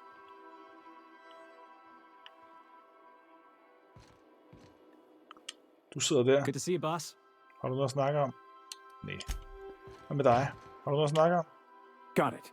His name is Reginald Cheney, and he joined a sublight salvage crew. Only he's not listed on the return manifest. Must have made landfall somewhere he wasn't supposed to. Yes. Here. Monarch. There's a domicile on Monarch in Fallbrook, rented to the same bit card he used to buy his seat on the salvage ship. I should have guessed. What better place to lay low if you wish to avoid the authorities? This all seems awfully convenient. I admit it was a bit of a long shot, but when you've spent as many hours as I have in contemplation of the Du er universe's glad for, at du nåede at secrets, se det? Ja. you sometimes get a sense for these things. Jeg tænkte også, nu har jeg spillet i 3,5 time, og så kommer du ind her lige til sidst, og lige når at se slutningen. Så må du se vodden, eller gå ind og se, enten på Twitch eller på YouTube, når det kommer. Så det er irriterende, at jeg ser det der. Okay, deal, let's go. Vi snakker lige med de sidste personer. Flyver skibet hen til der, hvor vi skal være. Hey, lady, har du noget at sige? Det tror jeg ikke. Something on your mind? Det har du ikke, hva'?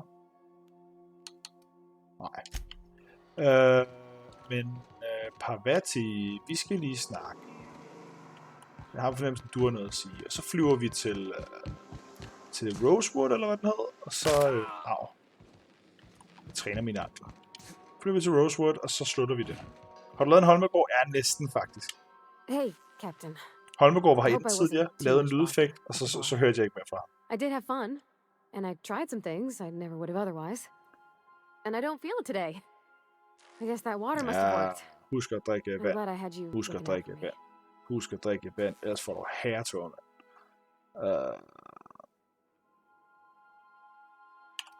Har du snakket med hende? I messaged Junlei when we got back, and she replied super quick. Okay. I was awake half the night, thinking about what I sent, anxious to see what you said. I reread my message in the morning, and it was unclear. I was drinking when I sent it. Otherwise, I wouldn't have had the courage. Also, sorry for the typos. Holmegård går på runde. Fedt.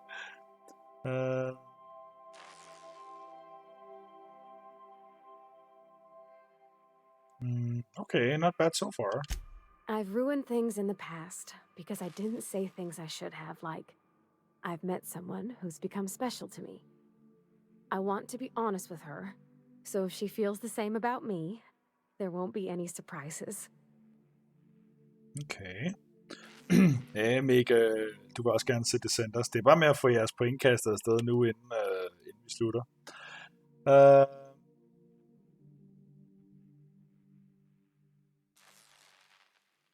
So Junlei does like you, and she said it in the most awkward way possible.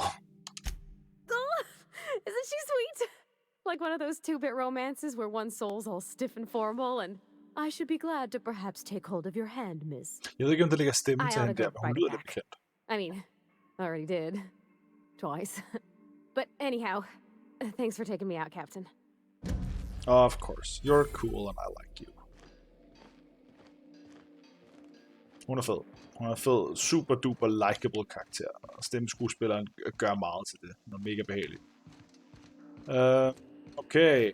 Vi er klar til at flyve. Vi skal til Terra 2.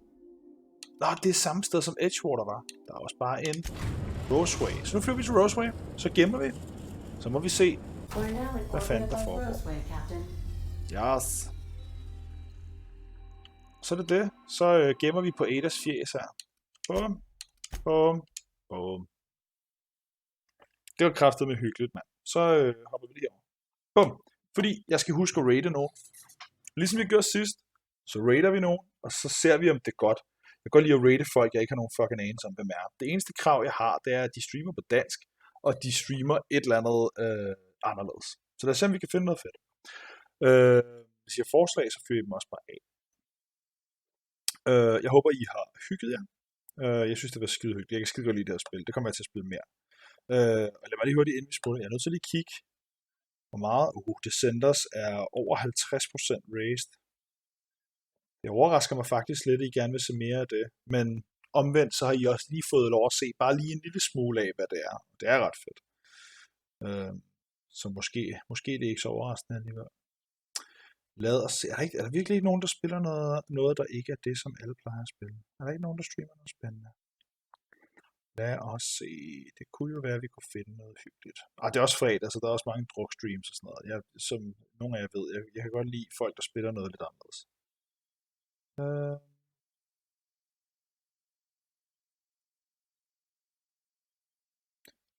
Hvad kan vi finde? Er der nogen af jer, der har fundet noget? Nogen af jer, der kender noget fedt? Ellers så gør vi det bare.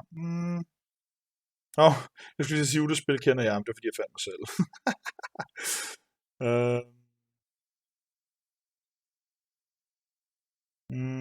Der spiller Spider-Man, det rated det sidste. Ikke den samme person, men ved I hvad? Der var en her, 2 sekunder. Der er nogen her, der spiller A Way Out. Lad os hoppe derover. Vi gør det. Det gør vi. Kan I være søde, som I plejer at være? Hvad fanden var det, han hed? I skal se en, der hedder, eller vi, for jeg hopper lige med. I skal se en, der hedder DK Flatlander. Aner ikke, om de er søde, men skal vi ikke antage, at det er de? Så lad os hoppe derover, og så tak for i dag. Vi ses næste gang. Hey yo. This channel is intended for mature audiences. Så ved I det. Held og lykke. Vi ses. Tak for i dag.